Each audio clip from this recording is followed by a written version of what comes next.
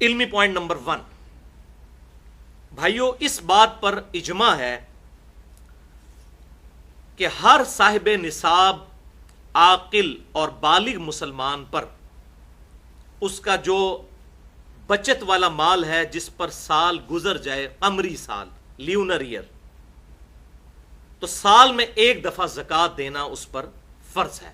اس پہ پوری امت کا اجماع ہے، اہل سنت کا، اہل تشیع کا، جتنے اہل سنت کے آف شوٹس ہیں، حنفی، مالکی، شافعی، حنبلی، اور اسی طریقے سے اہل تشیع کے اندر چاہے وہ زیدیہ فرقہ ہو، اثنا عشری ہو، سب کا اس پر اجماع ہے کہ یہ زکوٰۃ دینی ہے ہر اس مسلمان نے جو صاحب نصاب ہو جائے سال میں ایک دفعہ، جب وہ اس تھریش ہولڈ پوائنٹ کو کراس کر جائے جسے ہم نصاب کہتے ہیں۔ اس حوالے سے اگر کوئی شخص یہ زکوٰۃ دے دے گا تو پھر کنز یعنی مال کا جوڑنا اس کے لیے جائز ہو جائے گا، خزانہ جمع کرنا جائز ہو جائے گا اگر وہ ریگولرلی زکوٰۃ دے گا۔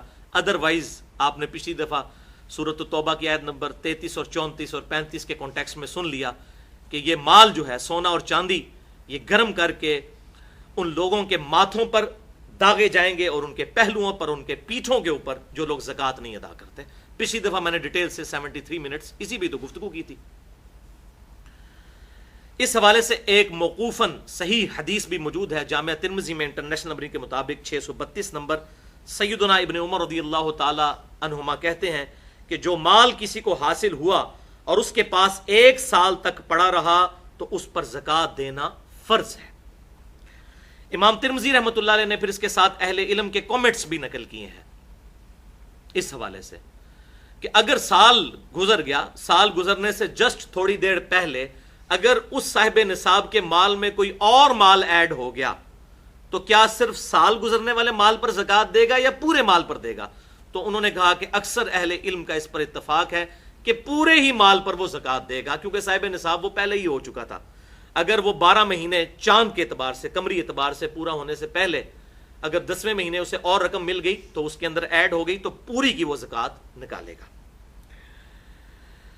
اب رہا یہ مسئلہ کہ رمضان مبارک میں زکوٰۃ دینی چاہیے یا رمضان کے علاوہ بھی دے سکتے ہیں، تو اس میں رمضان کی کوئی قید نہیں، رمضان کے علاوہ بھی آپ زکوٰۃ دے سکتے ہیں، جب بھی آپ کا لیونر ایئر پورا ہوگا آپ اس کے مطابق زکوٰۃ دیں گے۔ لیکن یہ بات صحیح ہے کہ صحیح بخاری اور مسلم کی متفق علیہ حدیث ہے، بخاری میں 1904، مسلم میں 2707، کہ امام کائنات صلی اللہ علیہ وسلم نے فرمایا کہ رمضان المبارک میں اللہ تعالیٰ اعمال کے ثواب کو 10 سے لے کر 700 گنا تک بڑھا دیتا ہے۔ چونکہ رمضان میں ثواب اعمال کا بڑھ جاتا ہے 700 گنا تک، اور اللہ چاہے تو کسی کے لیے اس سے بھی زیادہ بڑھا دے، لہٰذا بہتر یہی ہے کہ رمضان المبارک میں زکوٰۃ نکالی جائے، چوپڑیاں نہ لے، دو ٹھیک ہے۔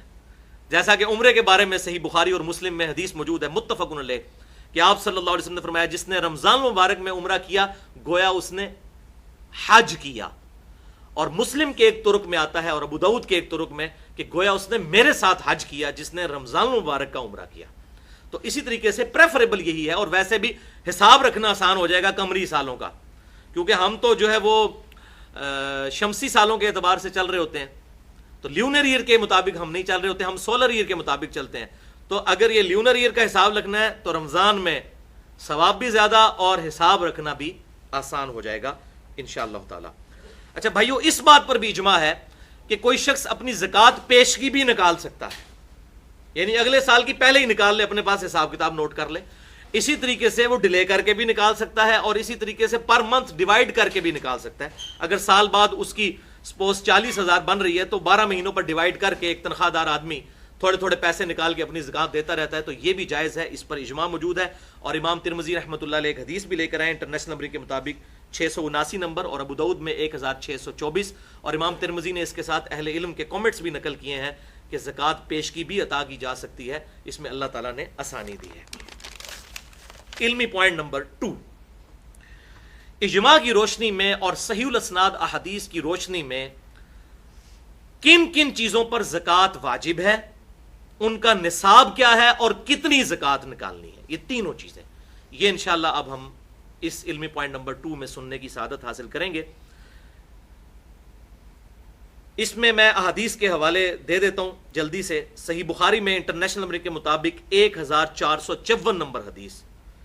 یہ ڈیٹیلڈ حدیث ہے تقریباً 2 صفحوں پر, اور تقریباً زکوٰۃ کے 80% مسائل اس صحیح بخاری کی حدیث سے ثابت ہوتے ہیں. یہ بیسیکلی سیدنا ابو بکر الصدیق رضی اللہ تعالیٰ عنہ کا خط ہے جو انہوں نے حضرت انس ابن مالک کو لکھا تھا جب انہیں بحرین کا گورنر بنا کر بھیجا. تو یہ خط لکھا انہوں نے اور کہا کہ اللہ کے محبوب صلی اللہ علیہ وسلم کو اللہ تعالیٰ نے زکوٰۃ کا یہ نصاب بتایا ہے, اور یہ زکوٰۃ مسلمانوں سے لینی ہے, غریبوں سے لے کر امیروں سے لے کر غریبوں میں تقسیم کرنی ہے. وہ بڑا ڈیٹیل خط ہے 1454 صحیح بخاری کے اندر. 80% مسائل زکوٰۃ کے اس حدیث سے ثابت ہوتے ہیں. دوسری حدیث ہے 1459 صحیح بخاری میں ہی. صحیح بخاری میں 1483 اور 1499.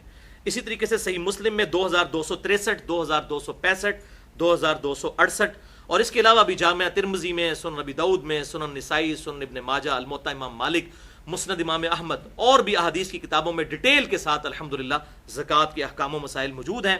ان کی روشنی میں اور اجماع امت کی روشنی میں کل 10 چیزیں ہیں جن پر زکوٰۃ نکالنا واجب ہے. 10 چیزیں. اب میں یہ 10 کی 10 چیزیں بیان کروں گا تیزی سے, اور ان چیزوں کے نام بتاؤں گا. نمبر 1, نمبر 2 ان کا نصاب, وہ تھریش ہولڈ پوائنٹ کیا ہے جو کراس ہو تو اس کے بعد زکوٰۃ شروع ہوتی ہے. اور نمبر 3 یہ بھی بتاؤں گا کہ کتنی کتنی زکوٰۃ نکالنی ہے ان چیزوں پہ. نمبر 1, سونا, گولڈ. گولڈ اگر کسی کے پاس 20 دینار ہو تو سال میں آدھا دینار اس کی زکوٰۃ دینا ضروری ہو جاتا ہے. 20 دینار آج کل کے دور کے اعتبار سے 7.5 تولے سونا بنتا ہے, اور 1 تولہ 11.664 گرام ہوتا ہے. گرامز میں یہ نصاب بنے گا 87.48, 87.48 گرام. جب کسی کے پاس اتنا گولڈ جمع ہو جائے تو اس نے اس پہ زکوٰۃ دینی ہے. کتنی دینی ہے؟ 2.5%. اور 2.5% نکالنے کا بڑا آسان طریقہ ہے کہ جو اس کی مالیت بن رہی ہے اس کو 40 پہ تقسیم کر دیں تو 2.5% آ جائے گا. 40 پہ تقسیم کرنا ہے. دوسری چیز وہ ہے کرنسی.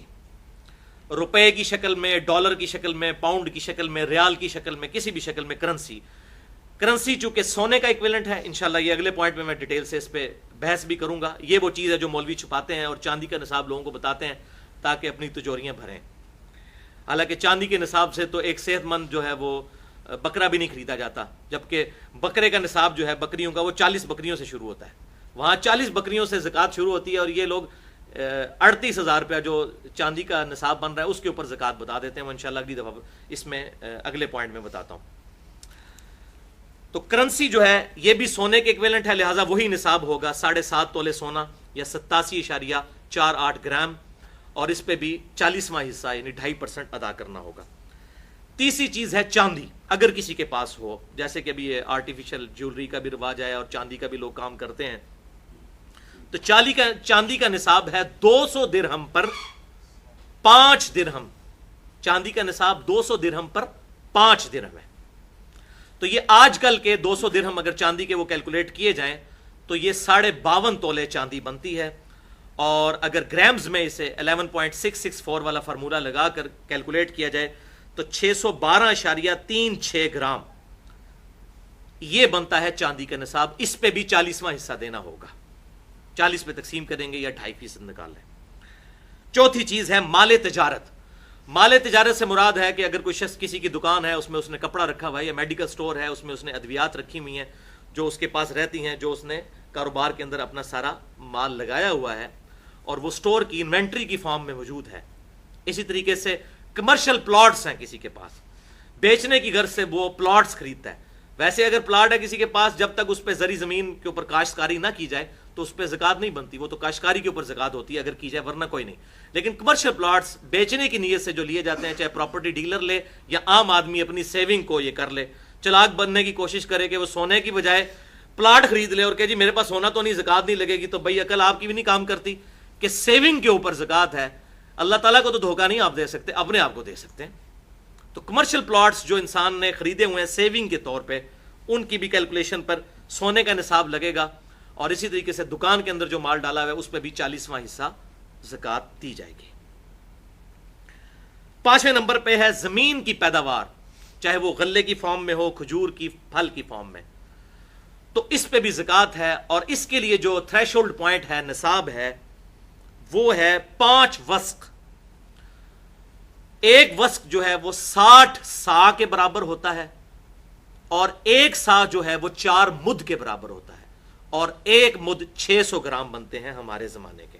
لہذا یہ پوری ملٹیپلیکیشن کرنے کے بعد 5 وسق جو ہیں وہ بنتے ہیں آج کل کے 720 کلو گرام. تو 720 کلو گرام جس کے پاس غلہ ہوگا تو اس پر اسے زکوٰۃ دینی ہوگی، لیکن غلے کی زکوٰۃ زیادہ ہے. وہ ہم نے جو زکوٰۃ سنی سونے کی، اس سے یہ 4 گنا ہے، 10% زکوٰۃ ہے. اور وہ اس صورت میں 10% ہے، اسے عشر بھی کہتے ہیں، کہ اگر زمین کی پیداوار کو جو پانی ہے وہ بارانی ہو، زمین اس کی یعنی نیچرل اریگیشن ہو، بارش کے ذریعے یا نہر کے ذریعے پانی اس کو لگتا ہو، جس پہ اس کا اپنا خرچہ کوئی نہ آتا ہو، تو پھر عشر دیں گے 10واں حصہ، 100 میں 10 روپے. تو یہ 720 جو ہے اس کو آپ ڈیوائڈ کر لیں 10 کے اوپر، تو یہ 72 kg اس میں سے زکوٰۃ نکالنی ہوگی. اگر زمین جو ہے وہ کنویں کے ذریعے سیراب کی جاتی ہے، ظاہر ہے اس پہ بجلی کا بل بھی دینا پڑے گا، آپ خود بھی اس پہ خرچہ کر رہے ہیں، تو شریعت نے اس میں آسانی دی ہے کہ پھر آدھا عشر دینا ہوگا، یعنی پھر زکوٰۃ جو ہے وہ 5% رہ جائے گی. اس طرح 10%، اس طرح 5%. چھٹی چیز ہے شہد. شہد پہ بھی عشر ہے جس طرح کے غلے کے اوپر ہے، لیکن وہ اس کا تھریش ہولڈ پوائنٹ ہے 10 مشکیزے. اگر شہد ہو تو اس میں سے 1 مشکیزہ اللہ کی راہ میں خرچ کرنا ہوگا. یہ تو خیر مطلب یوزل اس طرح استعمال نہیں ہوتی ہیں آج کل چیزیں. 7ویں چیز ہے اونٹ. اونٹ کا نصاب جو ہے وہ صحیح بخاری اور مسلم کے اندر آیا ہے، اور بخاری کی اس ڈیٹیل حدیث میں 1454 نمبر، کہ 5 سے کم اونٹوں کے اوپر زکوٰۃ نہیں ہے. 5 اونٹ جس کے پاس ہوں گے تو اس کی زکوٰۃ شروع ہو جائے گی. 5 سے لے کر 24 اونٹوں تک ایک ہی زکوٰۃ نکالنی ہوگی. اور وہ کیا نکالنی ہوگی؟ 1 بکری دینی ہوگی. نارمل بکری ایک، یہ زکوٰۃ بنے گی. لیکن جیسے ہی 25 اونٹ ہوں گے تو 25 سے لے کر 35 تک اگر یہ اونٹ پہنچ جاتے ہیں تو پھر آپ کو یہ 35 اونٹوں کے اوپر 1 سال کی اونٹنی جو ہے یہ زکوٰۃ کے طور پر نکالنی ہوگی. اور اس پہ بھی اجماع ہے کہ اس کے بدلے سونا یا کرنسی بھی دی جا سکتی ہے، اس کی ویلیو کیلکولیٹ کر کے. 8ویں چیز ہے گائے. اس طریقے سے 35 کے آگے بھی ڈیٹیل چلتی ہے سینکڑوں تک، تو اب ٹائم نہیں ہے چونکہ آج کل لوگوں کی ضرورت نہیں، لہٰذا میں اسے چھوڑ رہا ہوں. 8ویں چیز ہے گائے یا بھینس. بھینس بھی گائے کے حکم میں داخل ہے. میں نے اجماع کی حجیت مسئلہ نمبر 31 میں یہ چیز ثابت کی ہے کہ امت کا اجماع ہے کہ بھینس گائے کے حکم میں داخل ہوگی. 30 گائے جب ہو جائیں گی تو پھر زکوٰۃ سٹارٹ ہو جائے گی، اس سے پہلے زکوٰۃ کوئی نہیں. اور جس کے پاس 30 گائے ہوں تو 1 سال کا اس نے بچڑا گائے کا وہ زکوٰۃ میں دینا ہوگا. اور جس کے پاس 40 ہوں تو وہ پھر 2 سال کا بچڑا. اور اس طریقے سے پھر آگے ایکویشن چلتی ہے. 9ویں چیز ہے بکریاں اور بھیڑیں. ان پہ بھی زکوٰۃ ہے. جس کے پاس 40 بکریاں ہوں گی تو تب اس کی زکوٰۃ شروع ہوگی، 40 سے کم پر شروع نہیں ہوگی. 40 سے لے کر 120 تک صحیح بخاری 1454 نمبر کی روشنی میں حدیث نمبر 1 بکری زکوٰۃ دینی ہوگی. 40 بکریوں سے لے کر 120 بکریوں تک جس کے پاس ہے. اور 121 سے لے کر 200 تک ہو تو پھر 2 بکریاں دینی ہوں گی. اور اسی طریقے سے آگے ایکویشن چلتی ہے. 10ویں چیز ہے دفینہ، رکاز یا معدنیات، یہ زمین میں سے نکلا ہوا مال. اس زمانے میں بھی صحیح بخاری میں آتا ہے کہ سونا کسی کی زمین سے نکل آئے، یا معدنیات نکل آئے، نمک نکل آئے، یا آج کل کے دور میں اگر کسی کی خوش قسمتی ہو تو تیل نکل آئے، تو اس پہ بھی زکوٰۃ ہوگی. دفینے کے اوپر زکوٰۃ سب سے زیادہ ہے، سب سے زیادہ زکوٰۃ ہے اس کے اوپر، اور وہ ہے 20%. 100 میں 20 روپے، 5واں حصہ دفینے کے اوپر. یعنی کہ وہ 100 روپے کا مال ہے تو 20% دینا ہوگا، 5واں حصہ اللہ کی راہ میں خرچ کرنا ہوگا. یعنی عشر سے بھی ڈبل ہو گیا. سب سے زیادہ زکوٰۃ جو ہے وہ دفینے کے اوپر ہے، معدنیات کے اوپر ہے. اگر کسی کی زمین سے کوئی ایسا خزانہ نکلا ہے تو یہ سب سے زیادہ زکوٰۃ اس کے اوپر ہے. علمی پوائنٹ نمبر 3، یہ بڑا علمی پوائنٹ ہے، سمجھنے والا، اور وہ ہے بھائیو کرنسی نوٹ کا مسئلہ. یہ مشکل ترین ٹاپک ہے. کرنسی نوٹ ہے، روپے کی شکل میں یا डॉलर की शक्ल में, पाउंड की शक्ल में, यूरो की शक्ल में या रियाल की शक्ल में, तो इस करेंसी को क्या सोने के इक्विवेलेंट लिया जाएगा या चांदी के इक्विवेलेंट लिया जाएगा? यहां पर मौलवी डंडी मारता है क्योंकि उसके मदरसे इसके ऊपर चल रहे हैं। मैं आपको हक बात बताऊंगा जो बनती है। इसको आप समझ लीजिए कि नबी सल्लल्लाहु अलैहि वसल्लम के मुबारक दौर में दो तरीके से तिजारत का सिस्टम राइज था। नंबर 1 बार्टर सिस्टम था। बार्टर सिस्टम कहते हैं अशिया के बदले अशिया का लेन देन। मसलन 2 किलो गंदम देकर 1 किलो दूध किसी से ले लिया जाए, अशिया के बदले अशिया, इसको बार्टर सिस्टम कहते हैं। अभी भी तिब्बत साइड पे और दूर दराज के जो इलाके हैं उनमें ये बार्टर सिस्टम अब भी चल रहा है। और दूसरा, आप सल्लल्लाहु अलैहि वसल्लम के मुबारक जमाने में जो सिस्टम राइज था वो मनी एक्सचेंज का था, यानी कि पैसे देकर, माल देकर उसके बदले चीजें खरीदी जाएं। और उस वक्त दो बेसिकली जो है वो चीजें इस्तेमाल होती थी। नंबर 1 दीनार, जो गोल्ड का, सोने का कॉइन होता था, सोने का सिक्का दीनार कहलाता था, और चांदी का सिक्का दिरहम कहलाता था, सिल्वर कॉइन। अच्छा, इस बात पर भी उम्मत का इजमा है कि आप सल्लल्लाहु अलैहि वसल्लम के मुबारक जमाने में जो 20 दिनार जो गोल्ड था, आजकल के 7.5 तोले सोना बनता है, और उस जमाने के 200 दिरहम चांदी जो है वो आजकल के 52.5 तोले चांदी बनता है। तो 52.5 तोले चांदी और 7.5 तोले सोना, इनकी वर्थ आप सल्लल्लाहु अलैहि वसल्लम के मुबारक जमाने में 1 थी, और ये निस्बत 1:7 की बनती है।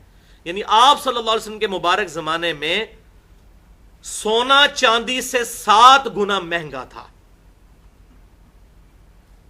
1 तोले सोने से आप 7 तोले चांदी खरीद सकते थे, या 7 तोले चांदी से 1 तोला सोना खरीद सकते थे।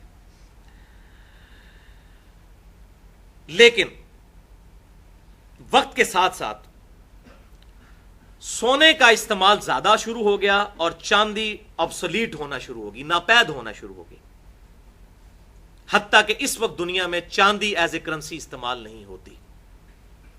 सोने की बुनियाद पे ही स्टेट बैंक्स जो है पूरी दुनिया के वो रुपया छापते हैं। तो वक्त के साथ साथ चांदी डीवैल्यू होती चली गई, और अब यह सूरत हाल है आज की डेट में 23 अगस्त 2014 को पाकिस्तान में चांदी का जो तोले का रेट है तकरीबन 750 रुपया है, और सोने का तोले का रेट 48,500 रुपया है। तो वो निस्बत जो आप सल्लल्लाहु अलैहि वसल्लम के मुबारक जमाने में 1 और 7 की थी, अब वो हो चुकी है 1 और 65 की।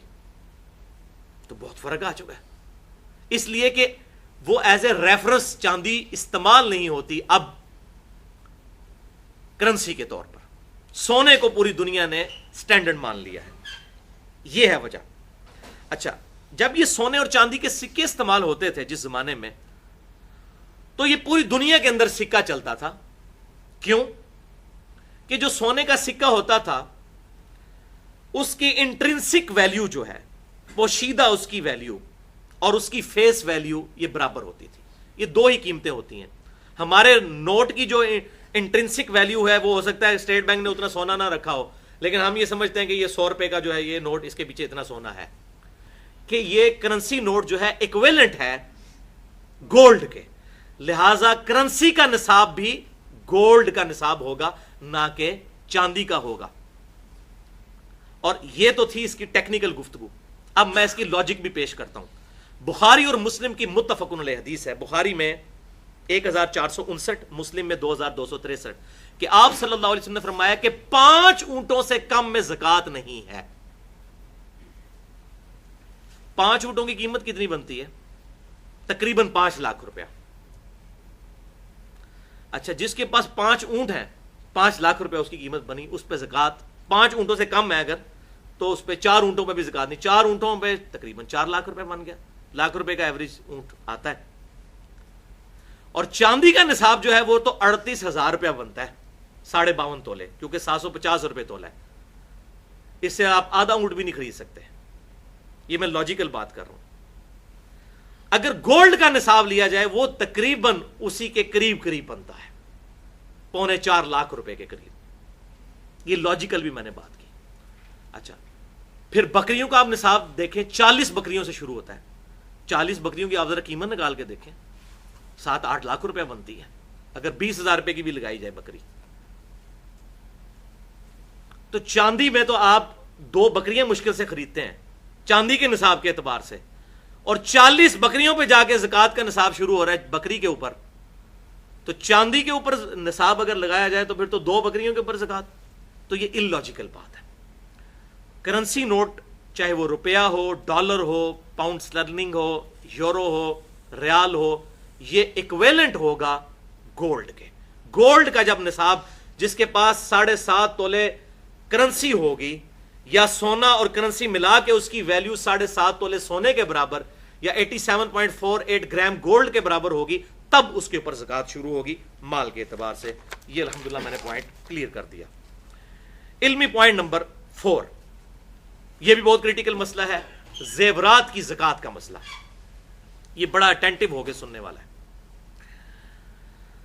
بھائیو. سنن ابی داؤد میں ایک حدیث ہے انٹرنیشنل نمبرنگ کے مطابق 1563 کہ آپ صلی اللہ علیہ وسلم کی خدمت میں 2 عورتیں حاضر ہوئیں جن کے ہاتھوں میں سونے کے کنگن تھے موٹے موٹے. آپ صلی اللہ علیہ وسلم نے ان عورتوں سے پوچھا کیا تم اس سونے کی زکوٰۃ ادا کرتی ہو؟ تو انہوں نے کہا یا رسول اللہ نہیں. تو آپ صلی اللہ علیہ وسلم نے ارشاد فرمایا کیا تم یہ چاہتی ہو کہ اللہ تعالیٰ قیامت کے دن آگ کے کنگن تمہیں پہنائے؟ بولے اعوذ باللہ تعالیٰ. انہوں نے کہا یا رسول اللہ نہیں. تو فرمایا پھر ان کی زکوٰۃ ادا کیا کرو. یہ ہے بیسیکلی وہ بنیادی حدیث جس کی بنیاد پر زیورات کی زکوٰۃ کا مسئلہ امت کی اکثریت نے ڈیڈکٹ کیا. اجماع تو نہیں ہے, اختلاف ہے اس میں, بہرحال اکثریت نے اسے ڈیڈکٹ کیا. اچھا, اسی حدیث کا ایک طرق جامعہ ترمذی میں بھی انٹرنیشنل نمبرنگ کے مطابق 637 نمبر ہے. امام ترمذی رحمۃ اللہ علیہ نے یہی حدیث لکھ کر کہا یہ حدیث صحیح نہیں ہے, اور پھر انہوں نے ایک سٹیٹمنٹ دے دی کہ زیورات کی زکوٰۃ کے اوپر جتنی حدیثیں ہیں وہ ضعیف ہیں. اس حدیث کو بھی انہوں نے ضعیف کہا, لیکن امام ترمذی کے پاس جو سند ہے وہ واقعی ضعیف ہے. اس میں ابن لہیہ مدلس ہیں اور ان سے روایت کر رہے ہیں, اور مدلس کی ان والی روایت سما کی تصریح کے بغیر ضعیف ہوتی ہے. لیکن امام ابو داؤد یہی حدیث لے کر آئے انٹرنیشنل نمبرنگ کے مطابق سنن ابی داؤد میں 1563, تو وہ حدیث صحیح سند کے ساتھ ہے الحمدللہ. پھر امام ترمذی نے لکھا کہ زیورات کی زکوٰۃ کے بارے میں اختلاف ہے. جامعہ ترمذی 637 نمبر حدیث کے انڈر انہوں نے لکھا کہ امام احمد بن حنبل اور امام شافعی رحمۃ اللہ علیہ اور باقی ائمہ بھی یہ کہتے ہیں کہ زیورات کے اوپر زکوٰۃ نہیں ہے, لیکن امام ابو حنیفہ رحمۃ اللہ علیہ اور باقی ائمہ زیورات کی زکوٰۃ کے قائل ہیں, اور میرے نزدیک بھی امام حنیفہ رحمۃ اللہ علیہ کا موقف مضبوط ہے اس حدیث کی روشنی میں. بہرحال اب میں لاجیکلی اسے ڈسکس کرتا ہوں بھائیوں کہ یہ حقیقت ہے کہ انڈیا, پاکستان اور بنگلہ دیش کے کلچر میں عورتوں کے پاس جو زیورات ہوتے ہیں وہ کنز کی شکل میں ہی ہوتے ہیں. ان کو بھی یہ پتا ہوتا ہے یہ ہماری جمع پونجی ہے, مشکل وقت میں کام آئے گی.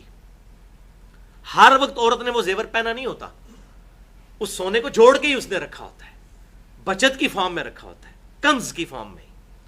لہذا لاجیکلی جب ہم خود ذہن سے سمجھ رہے ہیں کہ یہ سیونگ ہے, وہ عورت تو 2 کانٹے پہن لے گی یا 1 لاکٹ پہن لے گی یا 2-3 چوڑیاں پہن لے گی, باقی جو زیور جوڑا ہوتا ہے اس نے وہ کنز کی فارم میں کبھی کبھار پہنتی ہے. تو یہ عقل بھی مانتی ہے کہ اس کے اوپر زکوٰۃ ہونی چاہیے, وہ کنز کی شکل میں ہے, خزانے کی شکل میں ہے, سیونگ کی شکل میں ہے. بعض لوگ اس میں پھر یہ بھی چکر کرتے ہیں, وہ کہتے ہیں جی اسی تے بچیاں دے نہ کر دیتا ہے جی زیور. میں کسی کے پاس اگر 18 تولے سونا ہے تو اس پہ تو لگے گی زکوٰۃ, تو کہتے ہیں جی میرے 3 بچے ہیں, میں نے تینوں کے نام نیت کر لیے 6-6 تولے, زکوٰۃ ہی نہیں دیتے. یہ کس کو آپ دھوکہ دے رہے ہیں؟ اولاد آپ کے انڈر ہے, وہ مال وہ کنز ہے, اس مال پہ اللہ کا حق ہے, کسی نہ کسی نے تو دینا ہے. 18 تولے سونا جو رکھا ہوا ہے سنبھال کے, یہ 18 تولے اللہ کا دیا ہوا ہے نا, اس 18 تولے پہ زکوٰۃ تو نکلے گی. اچھا آپ نہیں دے رہے پھر کون دے گا؟ بچے بھی نہیں دے رہے, وہ نہیں دے رہے, وہ کہہ رہے ہیں 6 تولے ہے نا, 6 کیا ہوا تینوں کے نام, 7.5 تولے کی تھریش ہولڈ پوائنٹ تو کراس نہیں ہوا, وہ یہ پھر بہانہ بناتے ہیں. تو یہ بالکل ہیلا بازی ہیں. اس طریقے سے مال کسی کے حوالے کرنے سے, صرف نام لے لینے سے, بچوں کے چھوٹے بچوں کے نام کر لینے سے زکوٰۃ سے جان نہیں چھڑائی جا سکتی. اور پھر آپ فقہ حنفی میں اگر جائیں تو فتاوی عالمگیریہ میں تو پتہ نہیں کیا کیا فتوے لکھے ہوئے ہیں، اس میں تو لکھا ہوا ہے اس سے بھی آگے ایک درجے، انہوں نے کہا کہ اگر کسی بیوی کے پاس اتنا زیور ہے کہ اس پہ زکوٰۃ لگتی ہے تو سال گزرنے سے ایک دن پہلے وہ اپنے خامند کو وہ گفٹ کر دے، تو چونکہ ایک دن کم ہے اب اس پہ زکوٰۃ نہیں لگے گی۔ جب خامند پہ سال گزرنے لگے تو وہ بھی سال گزرنے سے ایک دن پہلے بیوی کو واپس گفٹ کر دے۔ اس طریقے سے ایک دوسرے کو اگر گفٹ کرتے رہیں، یہ لٹرلی لکھا ہوا ہے فتاوی عالمگیریہ کے اندر، جو اورنگزیب عالمگیر صاحب نے اسلام کی خدمت کروائی تھی، یہ خدمت کروائی انہوں نے۔ اب یہ ہیلا بازیاں یہی علماء یہود نے کیا تھا اصحاب سبت نے مچھلیوں کے شکار کے بارے میں۔ قرآن میں آیا، اللہ تعالیٰ نے فرمایا کونوا قردۃ خاسئین، ہم نے کہا پھٹکارے ہوئے بندر بن جاؤ تم۔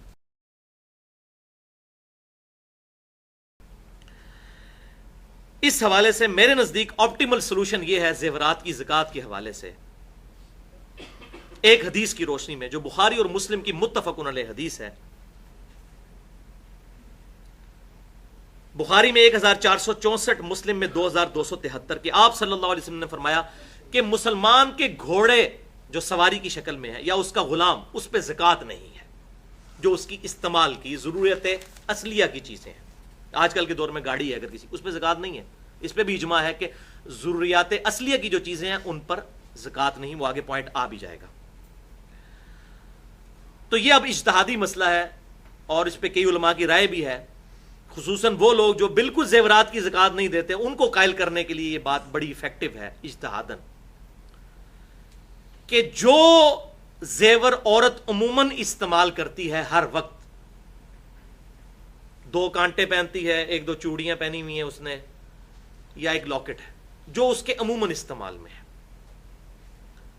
اگر اس پہ کوئی زکوٰۃ نہیں دیتا اس پہ فتویٰ نہیں لا سکتا، کیونکہ وہ جو روایت میں نے بتائی نا 2 کنگن والی، اس پہ امت کا بڑا سخت اختلاف ہے، وہ کھینچتان کے حسن درجے تک روایت ہے، وہ پیٹ روایت نہیں، اس طریقے سے بہت مضبوط جسے کہتے ہیں، بس کھینچتان کے مضبوط ہے۔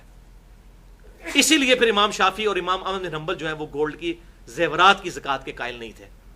اب یہ 2 بہت بڑے ائمہ ہیں اور وجہ یہی بنی کہ وہ ان روایتوں کو اس درجے پہ نہیں مانتے تھے۔ بہرحال کنز جو ہے، جو میں نے بتایا، آج اگر وہ زندہ ہوتے اور میں اپنا مقدمہ ان کے سامنے رکھتا کہ انڈیا، پاکستان، بنگلہ دیش کے عورتیں جو ہیں یہ زیورات اپنے برے وقت کے لیے سنبھال کے رکھتی ہیں، تو وہ بھی کہتے ہیں ہاں ان زیورات پہ زکوٰۃ بنتی ہے۔ انہوں نے جن زیورات پہ کہا ہے وہ زیور ہے جو عورت عموماً پہن کے رکھتی ہے۔ مثلاً اب کئی امیر لوگ ہیں، انہوں نے 1-1 کروڑ روپے کی گھڑی بھی پہنی ہوئی ہوتی ہے۔ اب کتنی عجیب بات ہے کہ 1 کروڑ کی گھڑی پہنی ہوئی ہے مرد نے، تو چونکہ ضروریات اصلی کی چیز ہے، واقعی اس پہ زکوٰۃ کوئی نہیں ہے۔ تو عورت اگر جو ہے وہ 1 لاکھ روپے کا اگر گولڈ پہن لیتی ہے تو اس پہ آپ زکوٰۃ بتا رہے ہیں۔ تو اس میں یہ ایک ایکسیپشن دی جا سکتی ہے کہ جو عموماً عورت کے استعمال میں زیور ہے، اگر اس کی زکوٰۃ نہیں دیتی، اور جو کنز جوڑا ہوا ہے، جو باقی وہ کبھی شادی بیاہ کے موقع پہ پہنتی ہے یا اس نے 30-40 تولے جوڑ کے رکھا ہے، اس پہ تو زکوٰۃ دینی چاہیے۔ جہاں تک میرا یہ نہ سمجھے کہ میں کوئی اپنا معاملہ سیدھا کروں، الحمدللہ میں تو سارے ایک کے اوپر زکوٰۃ دیتا ہوں، جتنی بھی میری وائف کا زیور ہے الحمدللہ، چاہے وہ پہنتی ہے یا نہیں پہنتی، احتیاط اسی کے اندر ہے۔ اچھا، اب یہاں پر عموماً عورتیں یہ بھی کہتی ہیں کہ جی دیکھیں جی ہماری تو کوئی کمائی نہیں، ہم تو نوکری نہیں کرتی، ہم زکوٰۃ کہاں سے دیں؟ یہ بھی آپ نے سنا ہوگا، کئی عورتیں ہیں، خاوند کہتے ہیں جی وہ تو یہ اور ہماری بیوی کے نام ہے، تو قرآن میں تو ہے قوا انفسکم واہلیکم نارا، اپنے آپ کو اپنے گھر والوں کو دوزخ کی آگ سے بچاؤ۔ یہ کیسی آپ کی بیوی ہے جسے آپ دوزخ میں جھونکنا چاہتے ہیں؟ وہ کہتے ہیں ہماری بیوی کماتی تو کوئی نہیں ہے تو ہم زکوٰۃ کہاں سے دے؟ تو بھائی اس سونے کو توڑوا کے دے، اصل میں تو سونے میں سے سونا ہی زکوٰۃ دینی ہوتی ہے۔ آپ سن چکے 20 دینار پہ آدھا دینار، یہ تو صرف اجازت ہے، امت کے اجماع نے اسے ایکسیپٹ کیا کہ جائز ہے کہ کرنسی کی شکل میں دے دیں، ادروائز اصولاً سونے میں سے سونا ہی زکوٰۃ اور چاندی میں سے چاندی، جیسے بکریوں میں سے بکری، یہ تو جسٹ اجازت تھی۔ اور اب آپ اتنا بڑا بہانہ کر رہے ہیں کہ جی وہ عورت تو ہماری کماتی نہیں ہے، تو بھائی آپ دیں گے نا۔ تو جو مالی عبادت جو ہے اس میں نیابت ہو سکتی ہے، نیابت کہتے ہیں کسی کی طرف سے ادا ہونا، مالی عبادت۔ قربانی آپ اپنے گھر والوں کی طرف سے کر سکتے ہیں، مالی عبادت ہے۔ اسی طریقے سے زکوٰۃ ایک خاوند اپنی بیوی کی طرف سے زکوٰۃ دے سکتا ہے، اس کی طرف سے وہ ادا ہو جائے گی، اگرچہ اس کی بیوی اس کی مالک ہو، نیابت اس طریقے سے ہو جائے گی۔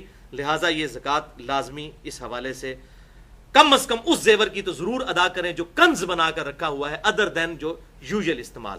اور بہتر یہی ہے کہ سارے پردے ہم تو الحمدللہ سارے پر دیتے ہیں۔ علمی پوائنٹ نمبر 5 وہ ہے بھائیو مال تجارت، دکان، ہوٹل وغیرہ، میڈیکل سٹور وغیرہ، ان کی زکات کا مسئلہ۔ تو بھائیو اس پر بھی اجماع ہے کہ جو بھی مال آپ نے بیچنے کے لیے رکھا ہے وہ مال تجارت ہے، بیچنے کی غرض سے، اور اس پر اگر سال گزرتا ہے تو زکات فرض ہوگی۔ اب یہ نہیں ہے کہ اب ایک کپڑے کی دکان والا کہتا ہے جی میں نے تو 5 لاکھ کے جو ہے وہ کپڑا ڈلوایا تھا لیکن سال پورا ہونے سے پہلے بک گیا، تو بھائی جو بکا تو پھر 5 لاکھ کا اور بھی تو آپ نے ڈالا نا۔ تو یہ نہیں ہے کہ وہی سوٹ پڑا رہے، نہیں، جتنا کاروبار میں مال لگایا ہوا ہے، اور وہ ڈیٹم لائل اگر کرنسی جو سونے کے نصاب سے اوپر چلی جاتی ہے تو میڈیکل ان دوائیوں کے اوپر بھی زکات دینی ہوگی، اس کپڑے کے اوپر بھی، اس کے علاوہ یہ ساری چیزیں ان کے اوپر زکات آپ نے نکالنی ہوگی، وہ میں بعد میں طریقہ بتا دوں گا۔ البتہ اس بات پر اجماع ہے کہ جو انفراسٹرکچر ہے یا مشینری ہے اس کے اوپر زکات نہیں ہوگی دکان کے اعتبار سے۔ اگر کسی کی دکان ہے، جیسے ہم یہ لیتھ مشین رکھی ہوتی ہے، ہم خرادیے کہتے ہیں جن کو، تو لیتھ مشین کی قیمت کے اوپر زکات نہیں ہوگی۔ اسی طریقے سے رینٹ کار کے اوپر گاڑی کسی نے دی ہوئی ہے تو اس گاڑی کے اوپر زکات نہیں ہوگی، اس کی مال کی کمائی پہ ہوگی، کیونکہ اس کی ڈپریسیشن بھی ہو رہی ہے، اس کی قیمت وقت کے ساتھ ساتھ کم ہو رہی ہے۔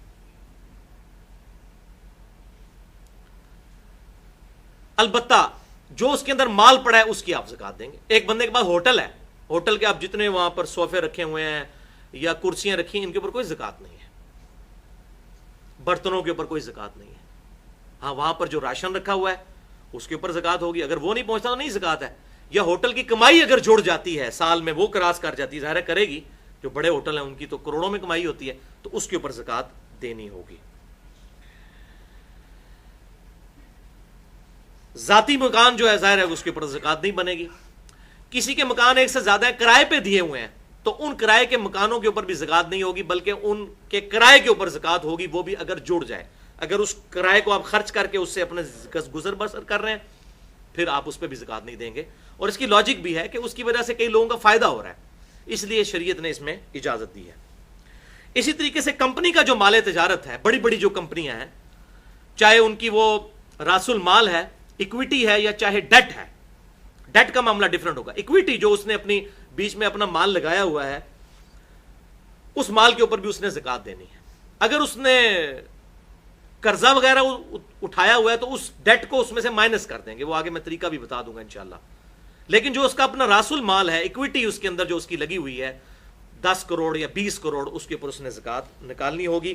اور اس میں صحیح بخاری 1454 نمبر حدیث میں یہاں تک ہے کہ آپ صلی اللہ علیہ وسلم نے فرمایا اگر کوئی مال ایسا ہے جو 2-3 لوگ شیئر کر رہے ہیں، آپس میں شیئر کر رہے ہیں، مطلب 120 بکریاں 3 کی ملکیت ہیں، تو یہ نہ کرو کہ ان میں آپس میں ڈیوائیڈ کر لو زکات سے بچنے کے لیے، تو حضور صلی اللہ علیہ وسلم نے اس سے بھی منع کیا ہے کہ اگر شیئر کر رہے ہو تو 120 بکریوں پہ زکات نکالو گے، اور وہ پھر زکات نکالنے کے بعد تینوں پہ ڈیوائیڈ کرو گے۔ ورنہ اگر 120 بکریاں 3 پہ ڈیوائیڈ کی جائیں، 40 تینوں کو دے دی جائیں، تو تینوں جو ہے وہ علیحدہ اپنا معاملات، یا 39 2 کو دے دی جائیں تو وہ زکات سے بچ گئے، تیسرا ایک بکری دے دے گا۔ تو آپ صلی اللہ علیہ وسلم نے اس سے منع فرمایا ہے، صحیح بخاری 1454۔ اسی کے تحت میں وہ کہہ رہا ہوں، یہ کہتے ہیں جو بچیاں نے نہ کر دیتا ہے 6-6 تولے، تو اس کی یہ دلیل بھی بن گئی کہ اس طریقے سے نہیں کر سکتے۔ علمی پوائنٹ نمبر 6 وہ ہے بھائیو کمرشل پلاٹ سے ریلیٹڈ، جو پلاٹس آپ نے بیچنے کی غرض سے خریدے ہوئے ہیں یا اپنی جمع پونجی زیور کی شکل میں، سونے کی شکل میں نہیں بلکہ پلاٹس کی شکل میں رکھی ہوئی ہے۔ آج کل تو ماشاءاللہ پاکستان میں پراپرٹی کا کام بڑے عروج پہ ہے، خصوصاً ہمارے اسلام آباد میں تو پلاٹ آپ لیں 40 لاکھ روپے کا پلاٹ لیتے ہیں تو تقریباً 4 مہینے کے بعد وہ 60 لاکھ کا اور پھر 1 کروڑ کو بھی تجاوز کر جاتا ہے۔ اس طریقے سے مصنوعی طریقے سے اس کی قیمتیں بڑھتی جاتی ہیں۔ تو یہ کمرشل پلاٹس جو ہیں ان کے اوپر زکات دینی ہوگی، کیونکہ یہ آپ نے بیچنے کی غرض سے لیا ہوا ہے، یہ مال تجارت میں ہے، آپ کا کنز ہے، آپ کی جمع پونجی ہے۔ ورنہ تو اگر میرے پاس 40 تولے سونا ہے تو میں زکات سے بچنے کے لیے وہ بیچ کے ایک پلاٹ لے لوں، میں کہوں جی اس پلاٹ میں گندم وغیرہ تو اگاتا نہیں ہوں، لہٰذا میرے پہ عشر کوئی نہیں، زکات ہی کوئی نہیں۔ وہ زرعی زمین کے لیے ہے، اس پہ نہیں ہے۔ لیکن جو کمرشل پلاٹس ہیں جو آپ نے بیچنے کی غرض سے لیے ہوئے ہیں، سوائے اس پلاٹ کے جس پہ آپ نے اپنا ذاتی مکان بنانا ہے، ذاتی مکان چونکہ ضروریات اصلیہ ہے، اس پہ زکات نہیں ہوگی۔ باقی جو پلاٹس آپ نے اپنی جمع پونجی رکھی ہوئی ہے اس کے اوپر آپ نے زکات نکالنی ہوگی، اور وہ بھی ہر سال آپ کیلکولیٹ کریں گے اس کی قیمت فروخت کے اعتبار سے۔ ایویں زبانی کلامی قیمت نہیں. ویسے وہ کہتے ہیں جی جناب تہاڈا پلاٹ جناب 1.5 کروڑ دا ہو گیا ہے, بیچنے جائیں تو 1 کروڑ 10 لاکھ بھی مشکل سے ملتا ہے. تو بالکل جب بیچنے والی جو قیمت ہے نا اس کے اوپر 1.5 کروڑ کے اوپر زکات نہیں دیں گے. پھر اگر 1 کروڑ کا بک رہا ہے تو 1 کروڑ کے اوپر زکات دینی ہوگی. اس میں یہ آسانی ہو سکتی ہے کہ جب آپ پلاٹ بیچ لیں اس کے بعد 2-3 سال آپ نے جتنے پلاٹ رکھا ہے اتنے سال کی زکات بعد میں بھی نکالی جا سکتی ہے اگر کوئی شخص اتنی رقم نہیں رکھتا. اس میں ایک اجازت موجود ہے. علمی پوائنٹ نمبر 7 وہ ہے قرض کی زکات کا مسئلہ. آپ نے کسی کو قرض دیا, مالک تو آپ ہی ہیں بھائی. اب وہ کہتے ہیں جی میں نے تو اس کو دیا ہوا ہے. بھائی وہ تو پہلے ہی مقروض ہے, اس کے کھاتے میں کیوں زکات ڈال رہے ہیں؟ زکات تو آپ نے دینی ہے. ہاں ایک طریقے سے آپ زکات سے بچ سکتے ہیں کہ آپ اس کو قرض معاف کرتے ہیں, پھر آپ کو زکات نہیں دینی پڑے گی, پھر اس کو دینی پڑے گی. تو یا تو یہ ہمت کریں. وہ کہتے ہیں جی وہ قرض دیا ہوا ہے جی وہ تو اس بندے نے, نہیں بھائی مالک آپ ہیں, آپ زکات دیں گے, وہ کیسے زکات دے گا؟ وہ تو پہلے ہی مقروض ہے, وہ تو نکالے گا اپنے میں سے, آپ نے زکات دینی ہے. اچھا اسی طریقے سے اگر کسی نے ایسے بندے کو قرض دیا کہ جس سے اس کو ملنے کی امید ہی نہیں تھی, تو اس نے کہا یہ تو تقریباً میں نے ڈبو ہی دیا مال. ایسی بھی صورتحال ہو سکتی ہے, اکثر ایسے ہی ہوتا ہے, اور اس کے ذہن میں کہ ایسا ہی ہوگا, تو پھر وہ انتظار کرے, اگر جب مال ملے اس وقت پھر وہ زکات دے دے, اس کو یہ آسانی ہے اس معاملے میں. ادروائز وہ زکات نہ دے, کیونکہ وہ تو اب پہلے ہی طے کر چکا ہے کہ یہ مال مجھے تو واپس کوئی نہیں ملنا. تو پھر وہ زکات بے شک اس کی ادا نہ کرے, لیکن جب اس کو مل جائے پھر اس وقت ادا کرے, پچھلے سالوں کی بھی نکال کے. اسی طریقے سے اگر کسی کا مال ایسا ڈوب گیا ہے کہ اسے 100% یقین ہے کہ یہ مال نہیں ملے گا, پھر اچانک 4-5 سال کے بعد اس کو مل جاتا ہے, تو پھر وہ بس 1 سال اس 1 سال کی زکات نکال لے, کیونکہ اچانک اس کے پاس وہ مال ایڈ ہوا ہے, تو وہ تو ڈوبا ہوا مال تھا, بالکل ختم وہ اپنی طرف سے کر چکا ہوا تھا. تو اب جس طرح باقی مال میں کوئی مال ایڈ ہوتا ہے تو اسی سال کی زکات نکالی جاتی, پرانے سالوں کی نہیں. تو اس 1 سال کی نکالے, اس کے بعد وہ اس زکات کو شروع کر دے. علمی پوائنٹ نمبر 8 وہ ہے بھائیو جی پی ایف, گورنمنٹ کا provident fund, government provident fund G P F, اس پہ زکات کا مسئلہ. یہ آج کل ہمارے آفس میں بھی بڑی بحث چل رہی تھی کہ سرکاری ملازم کی تنخواہ سے ہر مہینے گورنمنٹ کچھ پیسے نکالتی ہے, اور پھر کچھ پیسے اپنی طرف سے کنٹریبیوٹ کر کے وہ جمع کرتی رہتی ہے, حتیٰ کہ ریٹائرمنٹ کے وقت اسے وہ پیسہ دے دیا جاتا ہے. تو کہتے ہیں جی اس کی زکات دیکھیں جی وہ ہمارے اختیار میں ہی نہیں ہے, وہ تو گورنمنٹ نے اپنے پاس رکھا ہوا ہے. اچھا پھر گورنمنٹ کیا زکات دے رہی ہے اس کی؟ نہیں دے رہی. وہ ایسے اکاؤنٹ میں رکھا ہوتا ہے جس میں سے زکات ہی نہیں کٹتی. نہ گورنمنٹ دے رہی ہے نہ آپ دے رہے ہیں, تو پھر زکات کون دے گا اس کی؟ وہ کہتے ہیں جی گورنمنٹ کی پوچھ ہوگی. تو میں نے کہا پھر ٹھیک ہے, گورنمنٹ کو کاٹنے دیں پھر زکات. اب تو یہ قانون آ گیا کہ جی پی ایف پہ بھی زکات کٹے گی, لہٰذا یہ مسئلہ بھی میں نے الحمدللہ کلیئر کر دیا. علمی پوائنٹ نمبر 9 اور وہ ہے بھائیو بینک کی کاٹی ہوئی زکات کا مسئلہ. یکم رمضان کو پاکستان کے اندر تو ہمارے بینک جو ہیں وہ سیونگ اکاؤنٹ سے زکات کاٹ لیتے ہیں, اسی لیے لوگ 1-2 دن پہلے پیسے نکلوا لیتے ہیں اور ٹھیک کرتے ہیں, کیونکہ ہمیں اعتماد نہیں ہوتا اپنی گورنمنٹ پہ کہ زکات صحیح جگہ لگے گی. یہ نہیں ہے کہ نہیں لگتی, لگتی بھی ہے نہیں بھی لگتی ہے, مکس ہے معاملہ, ڈیفینیٹ فتویٰ تو نہیں لگا سکتے. تو بینک اگر زکات کاٹ لے کسی کے مال میں سے اور وہ اسلامی حکومت ہو, اب اگر آپ وہ آئیڈیل اسلامی حکومت بتاتے ہیں وہ تو خلفائے راشدین کے بعد ختم ہو چکی ہوئی ہے. اسلامی حکومت سے مراد جس طرح آپ نارمل اسلامی ملک ہیں, پاکستان ہے, سعودی عرب ہے, ایران ہے, اس طرح کے اسلامی ملک, اگر یہ زکات کاٹ لیں تو آپ کی زکات ادا ہو جائے گی. وہ زکات جہاں پر لگاتے ہیں, اگر وہ بیچ میں سے کھا جاتے ہیں, ہمیں تو نہیں پتا, لگاتے بھی ہیں. اب یہ پاکستان کے اندر یہ پچھلی گورنمنٹ نے بے نظیر انکم سپورٹ پروگرام شروع کیا تھا, اس گورنمنٹ نے اس کا نام چینج کر کے اس کو 120 ارب تک لے گئے ہیں. ڈائریکٹ لوگوں کو 1000 روپیہ 2000 روپیہ مہینے کی سپورٹ ہوتی ہے. اچھا ایک پروگرام انہوں نے شروع کیا, اس ذریعے سے لوگوں تک مال بہرحال پہنچ رہا ہے. اور ہمارے محلے میں بھی ایسے لوگ ہیں جن کو یہ پیسے ملتے ہیں, ہم کیسے کہیں گے زکات نہیں لگتی صحیح جگہ پہ جا کے؟ تو ظاہر ہے کہ مال اسی میں سے ہی ریونیو جنریٹ ہوتا ہے. بہرحال اگر ٹوٹی پھوٹی یہ جو ہماری اسلامی حکومتیں ہیں یہ بھی اگر زکات کاٹ لیں تو ہو جائے گی, لیکن بہتر یہ ہے کہ آپ اپنی زکات خود ادا کریں, اور اس میں ظاہر ہے زیادہ حق قریبی رشتہ داروں کا ہے تو وہ اسی صورت میں ہوگا کہ آپ خود ادا کریں. تو دونوں صورتوں میں اس میں کوئی فتویٰ نہیں لگے گا, جائز ہے دونوں صورتیں. علمی پوائنٹ نمبر 10 یہ ذرا کڑوی بات ہے بھائیو, اور وہ ہے ٹیکسز کا مسئلہ کہ گورنمنٹ ہمارے ٹیکس کاٹتی رہتی ہے، بجلی کے بل کے اوپر بھی ٹیکس، انکم کے اوپر بھی ٹیکس، ایک صابن کی ٹکیا کے اوپر بھی ٹیکس، ٹھیک ہے، ہر چیز کے اوپر گورنمنٹ ہم سے ٹیکس کاٹتی ہے۔ اب ظاہر ہے کہ یہ جو حکومت کا نظام ہے، چاہے وہ فوجیوں کی تنخواہیں ہوں یا یہ سڑکیں بنانا ہو، پل بنانا ہو، اس طریقے سے ویلفیئر کے کام کرنے ہوں، ایئرپورٹس بنانے ہوں، ریلوے اسٹیشن بنانے ہوں، یہ سارا مال ظاہر ہے حکومت ٹیکسز کے ذریعے ہی کرتی ہے۔ اور جو اسلامی حکومت ہے اس میں 3 ہی سورسز ہیں مال کمانے کے۔ نمبر 1 زکوٰۃ، نمبر 2 جزیہ، جو آج تقریباً ناپید ہو چکا ہے، یعنی غیر مسلم رہتے ہوں تو وہ اپنی حفاظت کے لیے مسلمانوں کو سالانہ 4 دینار سونے کے دیں گے جزیہ، اور نمبر 3 مال غنیمت، کہ اگر کبھی کافروں کے ساتھ قتال ہو اور اس میں جو مال آئے۔ یہ 3 سورسز اسلامی حکومت کے، دنیا کا نظام اپنے نظام حکومت چلانے کے لیے، چاہے اس میں امام مسجد کی تنخواہیں ہوں یا فوجیوں کی تنخواہیں ہوں یا سڑکیں بنانا ہو یا نیو بارن جو بیبی ہیں ان کے جو ہے وہ ان کے لیے ویلفیئر اسٹیٹ بنانا ہو، جیسے سیدنا عمر فاروق رضی اللہ تعالیٰ عنہ کے مبارک دور میں تھی، تو یہ سارا سورس جو ہے وہ ان چیزوں سے پورا ہوگا۔ اب یہ اجتہادی مسئلہ ہے کہ ہماری گورنمنٹ بھی جتنے کام ویلفیئر کی کرتی ہے وہ ٹیکسز کے ذریعے کرتی ہے۔ تو اگر کوئی شخص اپنا ایگزیکٹ ٹیکس کیلکولیٹ کرتا ہے سال کا کہ اتنا ٹیکس گورنمنٹ میرا کاٹ چکی ہے، تو یہی وہ زکوٰۃ تھی جو میں نے گورنمنٹ کو دینی تھی، اس نے رفاع عامہ کے کام کرنے تھے۔ اور رفاع عامہ کے جو کام ہے اس میں امیر غریب کا فرق نہیں ہوتا۔ اگر گورنمنٹ کوئی کنواں کھدوائے گی نا تو یہ نہیں کہ جو زکوٰۃ کا مستحق ہے وہ صرف اس میں سے پانی پی سکتا ہے، دوسرا بھی پی سکتا ہے، یہ جنرلائز ہوتی ہیں چیزیں۔ تو وہ اگر اپنا ٹیکس مائنس کر دے اس زکوٰۃ میں سے، ٹیکس اس کا کٹا ہوا ہے سپوز 40,000 اور زکوٰۃ اس کی بنتی ہے 1,40,000، تو وہ کہ نہیں میں اب 1 لاکھ دوں گا، 40,000 گورنمنٹ آلریڈی کاٹ کے لگا چکی ہے، تو اجتہاداً اس میں کوئی حرج نہیں ہے۔ ہم ایسا نہیں کرتے، میں یہ خود نہیں کرتا کہ میں اپنے لیے، لیکن میں یہ بتا رہا ہوں کہ اگر کوئی ایسا کرتا ہے تو ہم اس پہ کوئی شرعی فتویٰ نہیں لگا سکتے۔ اللہ تعالیٰ کی بارگاہ میں انشاءاللہ تعالیٰ اس کی کوئی اس حوالے سے گرفت نہیں ہوگی۔ بہرحال احتیاط اسی سائڈ پہ ہے کہ ٹیکسز کی مد میں جو کٹا ہوا مال ہے اس کو زکوٰۃ کے طور پر نہ ٹریٹ کیا جائے، لیکن اگر کوئی کر لیتا ہے تو اس میں کوئی ایشو نہیں ہوگا، لاجیکلی یہ بات سمجھ میں آنے والی ہے۔ علمی پوائنٹ نمبر 11، کن کن چیزوں پر زکوٰۃ فرض نہیں ہے؟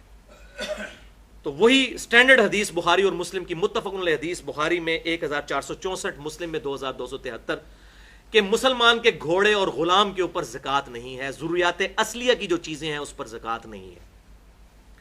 ضروریات اصلیہ میں کون کون سی چیزیں ہیں جس پہ اجماع ہے امت کا؟ رہائش والا مکان، گاڑی، قیمتی سے قیمتی گھڑی، کمپیوٹر، قیمتی موبائل۔ اسی طریقے سے اگر کسی کے پاس کوئی ڈیکوریشن پیس ہے، اگر اس کی نیت نہیں ہے اس کو بیچنے کی، ویسے اس نے ڈیکوریشن کے طور پہ رکھا ہوا ہے، ہیرے کا بنا ہوا ہے، پلاٹینیم کا، اس پہ کوئی زکوٰۃ نہیں۔ جوتیاں، فریج، ایئر کنڈیشن، استری، موٹر سائیکل، اس طرح کی جتنی چیزیں جو ہمارے استعمال میں ہیں۔ اب آج کل میں نے دیکھا کچھ مولوی بیٹھ کے کہتے ہیں جی یہ حضور کے زمانے میں فریج تو نہیں تھا لہذا اس کی بھی زکوٰۃ دیں۔ خدا کے لیے آج کے دور کے اعتبار سے دیکھا جائے گا کہ اس وقت لوگوں کا رہن سہن کیا ہے۔ پھر لوگ کہتے ہیں جی فلاں کے پاس تو فریج بھی ہے، اس کے پاس موٹر سائیکل بھی ہے، تو اس پہ تو زکوٰۃ نہیں لگتی۔ او بھائی کیوں نہیں لگتی زکوٰۃ؟ آج کل کی تو بیسک نیڈز ہیں۔ اگر وہ غریب ہے، چاہے اس کے پاس موٹر سائیکل بھی ہے، زکوٰۃ لگے گی اس کے اوپر، اگر وہ اس معاملے میں وہ آگے میں بتا بھی دے تو انشاءاللہ۔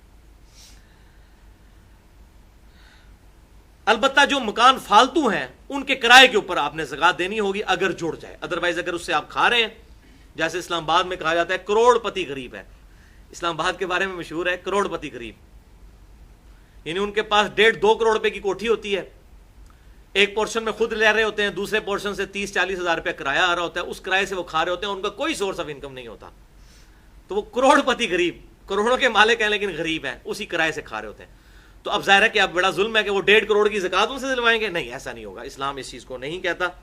چاہے موویبل ایسٹس ہوں کار کی شکل میں، چاہے فکسڈ ایسٹ ہوں مکان کی شکل میں، ان کے اوپر زکوٰۃ نہیں ہے، ان کی کمائی کے اوپر ہے۔ علمی پوائنٹ نمبر 12، اور وہ ہے زکوٰۃ نکالنے کا طریقہ۔ بس یہی 1-2 ڈیٹیل پوائنٹ ہیں، پھر فوراً سارے کور ہو جائیں گے انشاءاللہ تعالی۔ زکوٰۃ نکالنے کا، کیلکولیٹ کرنے کا طریقہ کیا ہے یہ بھی آپ سمجھ لیں۔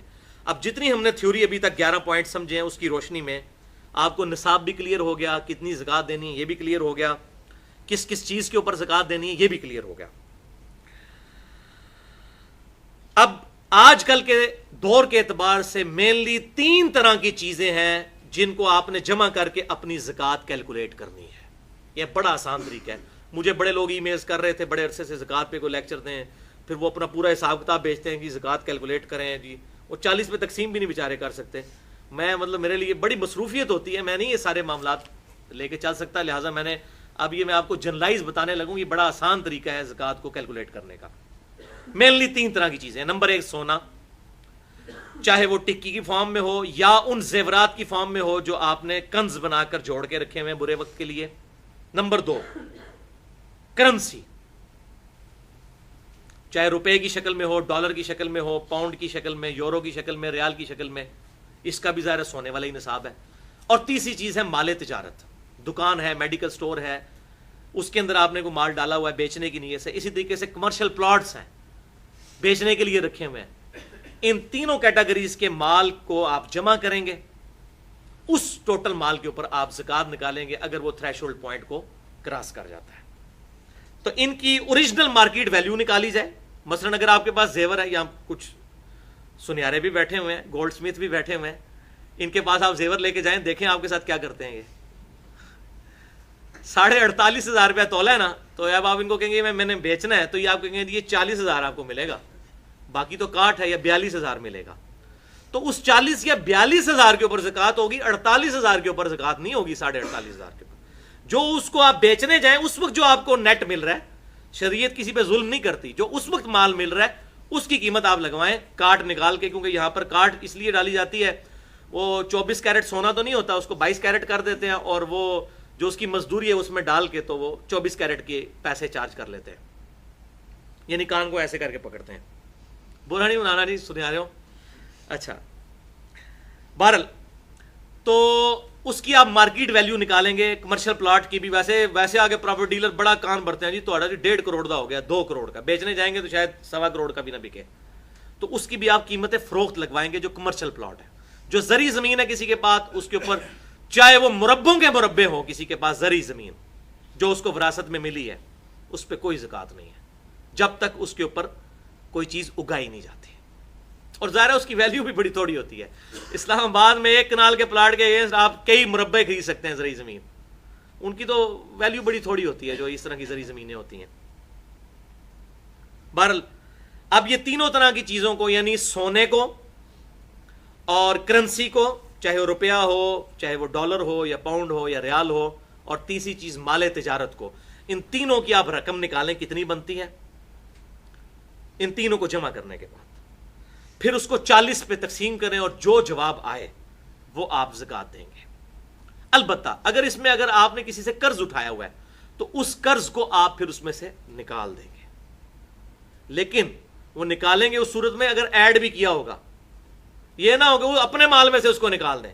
مثلا آپ کے پاس 10 لاکھ روپے تھے, 10 لاکھ آپ نے قرض اٹھایا, تو کتنے ہو گئے 20, تو 20 میں سے 10 نکالیں گے, اپنے 10 میں سے 10 نکال کے 0 نہیں کر دینا. یہ نہیں ہے جناب چوپڑیاں نہ لے 2 ٹھیک ہے نا جی. تو وہ ٹوٹل مال میں سے ڈیٹ کو نکالیں گے, پھر آپ کی ایکویٹی آئے گی جو آپ کا راس المال ہے. اب میں ایک آپ کو ٹیسٹ کیس بتا دیتا ہوں تاکہ آپ کو سمجھ بھی آ جائے. ایک میں نے فرضی کیس بنایا کہ ایک بندے کے پاس 4 تولے سونا ہے. اب یہ خود تو تھریش ہولڈ پوائنٹ نصاب پہ نہیں پہنچتا, 7.5 تولے پہ تو نہیں پہنچتا نا, 4 تولے. 4 تولے کی آج 23 اگست 2014 کو پاکستان کے مطابق جو قیمت بنتی ہے 48,500 روپیہ تولہ کے تحت 1,94,000. لیکن اس کے پاس 30 لاکھ روپے کا کمرشل پلاٹ بھی ہے جو اس نے اپنی جمع پونجی رکھی ہوئی ہے بیچنے کی غرض سے, ذاتی مکان بنانے کے لیے نہیں. اگر مکان بنانے کے لیے تو وہ تو نہیں ہوگی, پھر اس پہ زکات نہیں. اس 30 لاکھ کو اس 1,94,000 میں جمع کریں, 31,94,000 بن گیا. پھر اس کی دکان میں 50 لاکھ کا مال بھی ڈلا ہوا ہے, تو اس 50 لاکھ کو بھی اس میں آپ ایڈ کریں گے. اب اس نے 10 لاکھ قرض بھی کہیں سے اٹھایا ہوا ہے, یعنی جو 50 لاکھ دکان کا مال ہے وہ 50 لاکھ سارا اس کا وہ نہیں ہے, 40 اپنا ہے اور 10 کا قرض اٹھایا ہوا ہے. تو 40 میں سے 10 نہیں مائنس ہوں گے, 50 میں سے 10 مائنس ہوں گے, تو 40 ہی وہ نیٹ نکل آئے گا اس کا. یہ 40 لاکھ بھی جمع کر لیں, 30 لاکھ کا پلاٹ بھی جمع کر لیا, 4 تولے سونے کی قیمت بھی جمع کر لی. اب اس کی کل بچت جو بنی 81,94,000 اور 10 لاکھ آپ نے اس میں سے قرض جو لیا ہوا وہ نکال دیا تو بنا 71,94,000. اس کو 40 پہ تقسیم کریں, 40واں حصہ یعنی 2.5% اس کا نکلے گا 1,79,000 1,79,850. یہ اس کی زکات نکلے گی. یہ ہے بھائیو زکات نکالنے کا طریقہ. علمی پوائنٹ نمبر 13, زکات کے مصارف کون کون سے ہیں. یہ ہے سورۃ التوبہ کی آیت نمبر 60 میں اللہ تعالیٰ نے بیان کیے ہیں کہ 8 طرح کے مصارف ہیں, کیٹیگریز ہیں جن پہ آپ زکات لگا سکتے ہیں, وہاں پہ آپ زکات دے سکتے ہیں. بسم اللہ الرحمن الرحیم. انما الصدقات للفقراء, بے شک صدقات زکات فرض صدقہ یہ تو ہے غریبوں کے لیے, فقیروں کے لیے. فقیر اس غریب کو کہتے ہیں جو سوال نہ کرتا ہو لیکن ہو غریب. والمساکین, اور مسکینوں کے لیے. مسکین اس غریب کو کہتے ہیں جو لوگوں سے مال بھی مانگ بھی لے. فقیر وہ جو مانگے نہ لیکن وہ اپنی حالت اس کی نظر آ رہی ہو کہ یہ غریب آدمی ہے, سفید پوش. اور مسکین وہ جو سائل بن کے آئے مانگ لے. دو گے. نمبر 3 والعاملین, اور زکات وصول کرنے والے یعنی سرکاری ملازم جو اس ڈیوٹی پر ہیں کہ لوگوں سے جا کے زکات کیلکولیٹ کرتے ہیں, کلیکٹ کرتے ہیں. اس زمانے میں بھی ظاہر ہے اونٹ بکریاں اور یہ گائے وغیرہ لے کے آنا یہ بڑی ذمہ داری کا کام تھا, اتنی دور سے جا کے یہ ساری چیزیں. تو باقاعدہ لوگ ہوتے جو عاملین کہلاتے تھے. 3 ہو گئی. نمبر 4 والعاملین علیہا, جو ان پر وصول کرنے والے ہیں. نمبر 4 والمؤلفۃ القلوبہم, اور جو تالیف قلب کے لیے جو مال ہے وہ بھی دیا جا سکتا ہے. کوئی نیو مسلم ہے, ابھی وہ اتنا صحیح طریقے سے اسلام کی طرف نہیں آیا, اس کو اسلام سے محبت دلانے کے لیے آپ اس کی مدد کر دیتے ہیں کہ چلو یہ اسلام میں آیا, ہم سب لوگ مل کے اس کی مدد کریں. تو زکوٰۃ میں سے ہو سکتی ہے. آپ صلی اللہ علیہ وسلم نیو مسلم کی کیا کرتے تھے, بخاری اور مسلم میں موجود ہے. آپ صلی اللہ علیہ وسلم نے غزوہ حنین کے موقع پر ابو سفیان کو 100 اونٹ دیے تھے تالیف قلب کے لیے. تو اس طرح آپ صلی اللہ علیہ وسلم دیا کرتے تھے کسی کے دل میں اسلام کو پکا کرنے کے لیے تاکہ ان کا ایمان پکا ہو جائے. نمبر 5 وفی الرقاب, اور غلام آزاد کرنے کے لیے. آج کل اس طرح نہیں ہے, آج کل اس کی ایک ماڈرن فارم جو ہے وہ اگلا والا جو کیٹیگری ہے. نمبر 6 والغارمین, مقروض لوگ, ان کی گردن چھڑانے کے لیے. کوئی بہت قرضے کے تلے دب چکا ہے, اس کو اس قرضے سے آزاد کروانے کے لیے آپ زکات دے سکتے ہیں. اسی طریقے سے غلام آزاد کرنا یہ بھی ہو سکتا ہے کہ کوئی بندہ بیچارہ بے قصور کسی تھانے میں قید ہو گیا اور آپ ضمانت میں کچھ پیسے دینے پڑ جاتے ہیں آپ کو اس کو نکالنے کے لیے, یا کسی سے غلطی سے قتل ہو گیا, آپ اس کی دیت ڈیمانڈ کر رہے ہیں اور اس کے پاس کچھ نہیں دینے کو, تو اس کی دیت کی طرف سے بھی یہ ادا کیا جا سکتا ہے زکات کا پیسہ. اس پہ حدیث بھی موجود ہے, وہ اینڈ پہ میں بتا دوں گا. وفی سبیل اللہ, یہ 7 نمبر. اور اللہ کی راہ میں, پرٹیکولر اس سے مراد تو جہاد فی سبیل اللہ ہے. باقی اس کی مد میں اور کافی ساری چیزیں آ جاتی ہیں, وہ میں انشاءاللہ اسی میں بتا دیتا ہوں. وابن السبیل, اور مسافر کے لیے بھی, چاہے وہ امیر مسافر بھی ہو زکات لے سکتا ہے. ظاہر ہے کہ آج سے 60-70 سال پہلے تک لوگ پیدل سفر کرتے تھے. اب مجھے بتائیں, حج کرنے کے لیے ہمارے انڈیا پاکستان سے لوگ تقریباً 4 مہینے کا سفر پیدل طے کرتے تھے. اب اس دوران اگر ڈاکو راستے میں لوٹ لیں تو آپ کے پاس تو کچھ بھی نہیں ہے, آپ تو جناب ایزی لوڈ بھی نہیں کروا سکتے اس زمانے میں. یہ تو 40-50 سال ہوئے نا, 1350 سال تو ہم نے اس طرح کے ہی دیکھے ہیں نا. آج کے زمانے سے تو نہ سوچیں. اسی طریقے آج کل بھی ہو جاتا ہے کہ آپ کسی دوسرے شہر میں گئے ہوئے ہیں, وہاں آپ کی جیب کٹ گئی ہے, تو ظاہر ہے اب آپ کو گھر آنے کے لیے یا تو اب یہ ایزی پیسہ والا معاملہ, اس طرح کی جو چیز شروع ہوئی ہے اسے کر سکتے ہیں. وہ بھی جو بیچارہ پڑھا لکھا بندہ ہے وہی کر لے گا نا. عام آدمی تو کسی کی ریکویسٹ ہی کرے گا نا کہ بھائی مجھے تھوڑا کرایہ دے دے, میں اپنے گھر تک تو پہنچ جاؤں. تو مسافر چاہے امیر ہو یا غریب, اس پہ زکات لگ سکتی ہے اور ہو جائے. فریضۃ من اللہ, یہ 8 جو مصارف ہیں یہ اللہ کی طرف سے فرض کیے ہوئے ہیں. واللہ علیم حکیم, اور اللہ تعالیٰ علم والا حکمت والا ہے. اللہ کو یہ پتا ہے کہ اس نے یہ نصاب کیوں ان لوگوں کے لیے زکات رکھی ہے. یہ اللہ کی حکمت کا تقاضا ہے, اس نے اپنے علم سے یہ چیزیں جج کی ہوئی ہیں. بخاری اور مسلم کی متفق علیہ حدیث ہے, بخاری میں 1496, مسلم 121, کہ آپ صلی اللہ علیہ وسلم نے ارشاد فرمایا کہ زکات مالداروں سے لے کر غریبوں میں تقسیم کی جائے گی. یعنی امیروں سے لے کر امیروں میں نہیں, مالداروں سے لے کر غریبوں میں، اور وہ یہ 8 کیٹیگری اوپر آ گئی۔ اس بات پر بھی اجماع ہے کہ میاں اپنی بیوی کو زکوٰۃ نہیں دے سکتا اور بیوی اپنے خاوند کو زکوٰۃ نہیں دے سکتی۔ ویسے تو بخاری اور مسلم میں آتا ہے کہ جو مرد اپنے بال بچوں پہ جو کچھ لگاتا ہے وہ صدقہ ہے، لیکن وہ زکوٰۃ نہیں لگا رہا ہوتا، مراد یہ اللہ کے حضور صدقہ لکھا جائے گا۔ جیسے میں نے پچھلی دفعہ کتنی بتائیں، سبحان اللہ بھی کہنا صدقہ ہے، الحمدللہ کہنا بھی صدقہ ہے، لا الہ الا اللہ بھی صدقہ ہے، اللہ اکبر بھی صدقہ ہے۔ اس طرح میاں بیوی کا ایک دوسرے پہ خرچ کرنا بھی صدقہ ہے، اور اس میں صحیح مسلم کی میں نے حدیث بتائی تھی، ایون میاں بیوی کا آپس میں ازدواجی تعلق قائم کرنا بھی صدقہ ہے، اس پہ بھی ثواب ملے گا۔ لیکن آپس میں ایک دوسرے کو زکوٰۃ نہیں دے سکتے، وہ جو فتاوی عالمگیریہ والا مسئلہ ہم نے سنا، وہ والا چکر بھی نہیں کر سکتے، ہیلا بازی بھی نہیں کر سکتے۔ اسی طریقے سے اس پہ بھی اجماع ہے کہ اولاد کو زکوٰۃ نہیں دی جا سکتی، اولاد اپنے ماں باپ کو نہیں دے سکتی۔ ماں باپ میں اس کے اپنے ماں باپ بھی شامل ہیں، دادی دادا بھی شامل ہیں، اور نانی نانا بھی شامل ہیں۔ یعنی آپ خود جس کی اولاد ہیں یا جو آپ کی نسل سے ہے، ان کو آپ ڈائریکٹ زکوٰۃ نہیں دے سکتے، لیکن بہن بھائیوں کو آپ زکوٰۃ دے سکتے ہیں، اور سب سے افضل زکوٰۃ یہی ہے۔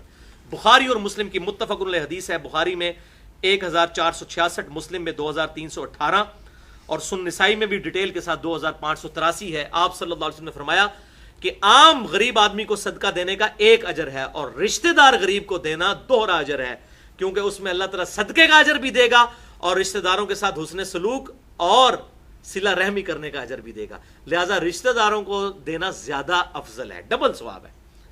اور یہ اس لیے ہے کہ اکثر جیلسی بھی رشتہ داروں میں ہوتی ہے، یہ تویز دھاگے بھی رشتہ دار کرواتے ہیں، ایک دوسرے کو وہ پھلتا پھولتا نہیں دیکھ سکتے، دوسرا بندہ کبھی بھی آپ سے جیلس نہیں ہوتا۔ تو اللہ تعالیٰ نے ہماری اسی انسٹنکٹ پہ اسٹرائک کیا ہے کہ سب زیادہ ثواب ملے گا رشتہ داروں کو دو۔ اور اکثر لوگ ناراض ہوتے ہیں، اس نے منو اپنی دھی کا رشتہ نہیں دیتا سی، تے انہیں نہیں سی کیتا جی، میں تے گھر بھی نہیں وڑنا، اس نے مجھے اپنی بیٹی کا رشتہ نہیں دیا تھا، میں نے جانا ہی نہیں ہے، وہ غریب ہیں۔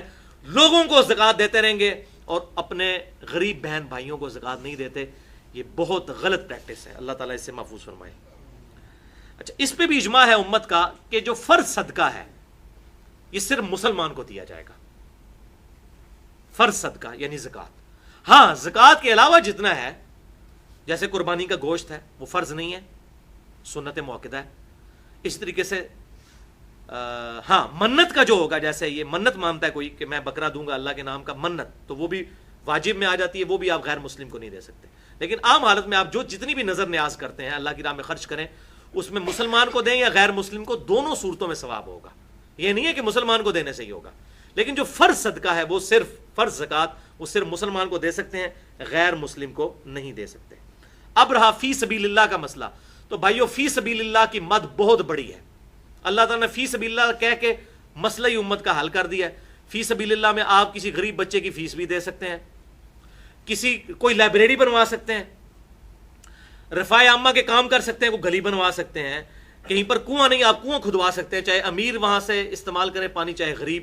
رفاع عامہ کے جتنے کام ہیں یہ سب کے سب کام فی سبیل اللہ میں شامل ہیں۔ اسی طریقے سے کوئی ٹی وی چینل ہے ایسا جو صرف دین کی دعوت کا کام کرتا ہے اور اس کو کمائی کا ذریعہ نہیں بناتا، نو پروفٹ نو لاس پہ ہے، اس کو بھی زکوٰۃ لگ سکتی ہے۔ تو فی سبیل اللہ کی مد بہت بڑی ہے۔ اس میں آپ مسجد کے اوپر بھی لگ سکتا ہے، مسجد میں تو اختلاف ہے، دونوں طرف اقوال موجود ہیں، لیکن مدرسے کے اوپر سب کا اجماع ہے کہ دینی مدرسے کے اوپر بھی لگ سکتا ہے۔ علمی پوائنٹ نمبر 14، اور وہ ہے کہ کن کن کو زکوٰۃ نہیں لگتی، کون ایسے لوگ ہیں، اور مینلی اس میں ہے سید، جو آل محمد صلی اللہ علیہ وسلم ہے۔ اور وہ غدیر خم کی حدیث جو صحیح مسلم میں 4 حدیثیں اوپر تلے، 6225 سے لے کر 6228 تک، اس کے اینڈ پہ آتا ہے کہ آپ صلی اللہ علیہ وسلم نے کہ صحابی زید ابن ارقم نے بتایا کہ آل محمد کون ہے؟ آل علی، آل جعفر، آل عقیل اور آل عباس۔ یہ جو اولاد چل رہی ہے آپ صلی اللہ علیہ وسلم کی، اہل بیت، ان کے اوپر زکوٰۃ اور صدقہ نہیں لگ سکتا، بلکہ بخاری اور مسلم کی متفق علیہ حدیث ہے، بخاری میں 1491، مسلم 2473، کہ سیدنا حسن ابن علی حضرت حسین کے جو بڑے بھائی تھے، چھوٹے سے تھے، صدقے کی کھجوریں آئیں تو انہوں نے اس میں سے کھانا شروع کیا، تو آپ صلی اللہ علیہ وسلم نے ان سے کیا کروا دی اور فرمایا کہ آل محمد پر صدقہ حرام ہے، الحمدللہ۔ اور اس کی بڑی حکمت ہے کہ آپ صلی اللہ علیہ وسلم نے، ورنہ آج ہم بھی پریفر کرتے کہ سید کو دیں، اور اس میں تحقیق کرنے کی ضرورت نہیں ہے۔ آج ہم کسی کا ڈی این اے ٹیسٹ کروا کے بتا نہیں سکتے کوئی سید ہے یا نہیں، جو کہہ رہا ہے اس کے کہنے پر ہی اعتبار کیا جائے گا، اس میں زیادہ بحث نہیں۔ اچھا اسی طریقے سے صحیح بخاری میں ایک حدیث آتی ہے کہ آپ صلی اللہ علیہ وسلم کے سامنے صدقے کا گوشت، صدقے کی کچھ چیزیں لائی گئیں تو آپ صلی اللہ علیہ وسلم نے وہ قبول نہیں کی، بلکہ کہا کہ یہاں پر رکھ دو، آل محمد پر اور محمد اور آل محمد پر صدقہ حرام ہے۔ اتنے میں ایک غریب عورت آئی تو آپ صلی اللہ علیہ وسلم نے وہ صدقے کا گوشت اسے دے دیا، وہ گھر گئی اور پکا کر لا کر حضور کے سامنے رکھ دیا، تو آپ صلی اللہ علیہ وسلم نے اس میں سے تناول فرمایا۔ تو صحابہ نے کہا یا رسول اللہ علیہ وسلم آپ پہ صدقہ حرام ہے، تو آپ نے فرمایا صدقہ تو اس عورت پہ تھا، میرے پہ نہیں۔ اور بات بھی لاجیکل ہے، وہ صدقہ اس پر لگ چکا اس عورت پہ۔ اب کسی آپ غریب بندے کے گھر آپ مہمان جائیں، جو غریب آدمی زکوٰۃ کے پیسوں پر گزارا کر رہا ہے، اور آپ صاحب نصاب ہیں، تو یہ نہیں کہ آپ اس کے گھر سے کچھ کھا نہیں سکتے۔ تو آپ صلی اللہ علیہ وسلم نے فرمایا کہ اس عورت پر زکوٰۃ لگ چکی ہے، اب ہم اس کے مہمان ہیں، ہم نے اس کے کھانے میں سے کھایا ہے، یہ بھی شکر ہے الحمدللہ۔ آپ صلی اللہ علیہ وسلم نے امت کو مسئلہ بتا دیا۔ اب سید کا کیا کیا جائے گا؟ سید کے لیے سورۃ الانفال کی آیت نمبر 41 میں اللہ تعالیٰ نے واضح طور پر فرما دیا کہ مال غنیمت کا 5واں حصہ خمس، یہ سید محمد اور آل محمد کے لیے وقف ہے۔ جو مال غنیمت اس وقت حاصل ہوتا تھا اس کا 5واں حصہ، یعنی 100 میں سے 20 یہ بیت المال میں آئیں گے، اور اسی سے آپ صلی اللہ علیہ وسلم اپنی بیویوں کو بھی خرچہ دیتے تھے، آپ اپنے مہمانوں کو بھی دیتے تھے، باقی غریب مسلمانوں کی بھی مدد کرتے تھے۔ تو یہ مال غنیمت میں سے خمس۔ اب چونکہ مال غنیمت والا معاملہ تو رہا کوئی نہیں، مسلمان تو خود مظلوم ہو چکے ہیں۔ اب اجتہاداً یہی ہے کہ اس وقت مسلمانوں کو خمس کا سسٹم ضرور رائج کرنا چاہیے۔ اگر وہ نہیں کر سکتے تو سید کی بغیر زکوٰۃ کے مال کی مدد کریں۔ میں نے بتایا تھا کہ زکوٰۃ تو ایٹ لیسٹ صدقہ ہے، ویسے تو آپ صدقہ بہت زیادہ دینا چاہیے، جیسے فرض نماز کی 17 رکھتے کم از کم ہے، اس کے علاوہ 12 سنتیں بھی تو ہیں۔ تو بغیر زکوٰۃ کی نیت کے دوسرا مال جو ہے وہ آپ سید کو دیں۔ اور اہل تشیع کے ہاں یہ رواج ابھی بھی موجود ہے کہ وہ خمس اکٹھا کرتے ہیں۔ ہم تو زکوٰۃ 2.5% دیتے ہیں، وہ 22.5% دیتے ہیں، 20% خمس اور 2.5% زکوٰۃ، اور وہ ان کے علماء کے پاس جمع ہوتی ہے، اس سے وہ سید زیادہ جو ہے ان کی مدد کرتے ہیں۔ وہ زکوٰۃ نہیں ہوتی، وہ خمس ہوتا ہے، انہوں نے اس کے اوپر اجتہاد کیا ہے۔ بہرحال اہل سنت کو بھی اگر کوئی سید آتا ہے تو بجائے اس کے کہ وہ اس کو زکوٰۃ میں سے دے، زکوٰۃ اس پہ نہیں لگے گی، اور وہ خود بتا بھی دیتے ہیں لوگ کہ ہم سید ہیں، زکوٰۃ نہیں لیں گے، تو عام مال سے مدد کی جائے، انشاءاللہ اللہ تعالیٰ اجر دینے والا ہے۔ تھرڈ لاسٹ علمی پوائنٹ نمبر 15، زکوٰۃ کی کیا نیت کرنا ضروری ہے، اور کیا جس کو آپ زکوٰۃ دے رہے ہیں اس کو بتانا ضروری ہے؟ تو بھائیو نیت تو ہر چیز کے لیے ضروری ہے۔ بخاری اور مسلم کی متفق علیہ حدیث ہے، انما الاعمال بالنیات، صحیح بخاری کی پہلی حدیث یہی ہے۔ اعمال کا دار و مدار نیتوں پر ہے۔ نیت دل کے ارادے کا نام ہے، زبان سے نہیں کرنی ہوگی، دل میں کر لی کافی ہے۔ اب جس کو مال دے رہے ہیں کیا اس کو بتانا ضروری ہے؟ بھائیو اس کو نہ بتانا ضروری ہے، کیونکہ اس کی عزت نفس کی حفاظت اسلام کرتا ہے۔ اگر آپ کو یہ کنفرم ہے اس پہ زکوٰۃ لگتی ہے، اب آپ اس کے انٹرویو نہیں کریں گے، آپ اس کو زکوٰۃ دیں، اور یہ بھی نہ کہیں کہ یہ زکوٰۃ کا مال ہے، کسی بھی طریقے سے اس کو گفٹ کر کے دے دیں تاکہ اس کی عزت نفس کی حفاظت رہے اور ریاکاری بھی نہ ہو، ریاکاری سے بھی بچنا چاہیے۔ اچھا، اس حوالے سے سورۃ البقرہ کی آیت نمبر 262 سے 266 تک پوری ڈیٹیل ہے، ایک صفحے کی تقریباً یہ آیات ہیں قرآن پاک میں، آپ پڑھ لیں 262 سے 266 تک، کہ اللہ تبارک و تعالیٰ نے ارشاد فرمایا کہ وہی صدقہ اللہ تعالیٰ قبول کرتا ہے کہ جس کو صدقہ اور خیرات کرنے کے بعد کسی پر احسان نہ جتایا جائے۔ پھر ساتھ ارشاد فرمایا کہ اپنے صدقہ اور خیرات کو بعد میں احسان جتا کر ضائع مت کرو، اس سے بہتر ہے تم کسی سے اچھی بات کر لو، بجائے مالی مدد کرنے کے اگر اچھی بات کر لو وہ تو اللہ کے حضور قبول ہو جائے گی، لیکن جس مال کو دے کر اس کو بعد میں اذیت دی، احسان جتایا، تو یہ اللہ تعالیٰ قبول نہیں کرے گا۔ اور پھر آگے ارشاد فرمایا مثال دے کر کہ ایک چٹیل پتھر ہو، بالکل پلین پتھر، اس پر مٹی ہو اور اس پر تیزی سے آ کر بارش پڑے تو تھوڑی دیر کے بعد اس پر مٹی کا نام و نشان نہیں رہے گا۔ بالکل اس طریقے سے تمہارے صدقہ اور خیرات ضائع ہو جائیں گے اگر تم نے بعد میں کسی پر احسان جتایا یا یہ ریاکاری والا معاملہ کیا، بولے اعوذ باللہ تعالی۔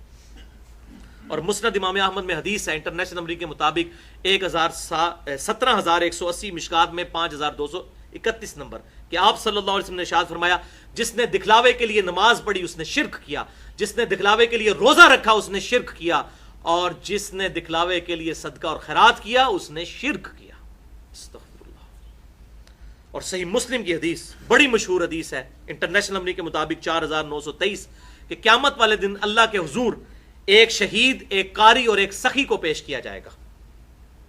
اللہ تعالیٰ کہے گا شہید سے میں نے تجھے اتنی اچھی صحت دی تھی، تو نے دنیا میں میرے لیے کیا کیا؟ کہے گا یا اللہ تیرے لیے میں لڑا اور شہید ہو گیا. اللہ تعالیٰ فرمائے گا تو اس لیے لڑا تھا کہ لوگ تجھے بڑا بہادر کہیں، لہٰذا لوگوں نے تجھے بہادر کہا، تجھے دنیا میں ہی اپنے اعمال کا اجر مل چکا. پھر قاری کو، عالم کو اللہ تعالیٰ بلائے گا، وہ کہے گا یا اللہ میں نے تو بڑی دین کی خدمت کی تھی. تو اللہ تعالیٰ فرمائے گا تو نے سب کچھ اس لیے کیا تاکہ لوگ تجھے کہیں بڑا عالم فاضل ہے، لہٰذا لوگوں نے بڑی تعریف کی تیری، بڑے بڑے لگایا جناب زبدۃ الفاضل اور شیخ المحدثین اور شیخ جو ہے وہ قرآن، یہ ساری چیزیں تیری بڑی خواہش تھی نا، لگ گئی تیرے مرنے کے بعد بھی. حافظہ اللہ اور رحمہ اللہ اور جناب دامت برکاتہم العالیہ اور پتہ نہیں کیا مدہ ذلہ عالیہ، پتہ نہیں کیا کچھ، تو یہ سارا کچھ اتنے ٹائٹل جو تو ہیں تغمے لے چکا ہے نشان حیدر کے دنیا میں. اور اسی طریقے سخی کو بلایا جائے گا کہ یا اللہ میں نے تو اتنا تیری مال میں خرچ، تیری راہ میں خرچ کیا، میں نے تو مسجد میں جب ٹوٹیاں لگوائیں اس کے اوپر باقاعدہ پلیٹ لگوائی تھی کہ یہ میں نے لگوائی ہے، اب بھی تجھے یقین نہیں آیا یا اللہ؟ والعیاذ باللہ تعالیٰ. یہ ان بریکٹس ہے. اللہ تعالیٰ فرمائے گا یہ سب کچھ تو نے اس لیے کیا کہ لوگ تجھے کہیں بڑا نیکوکار ہے.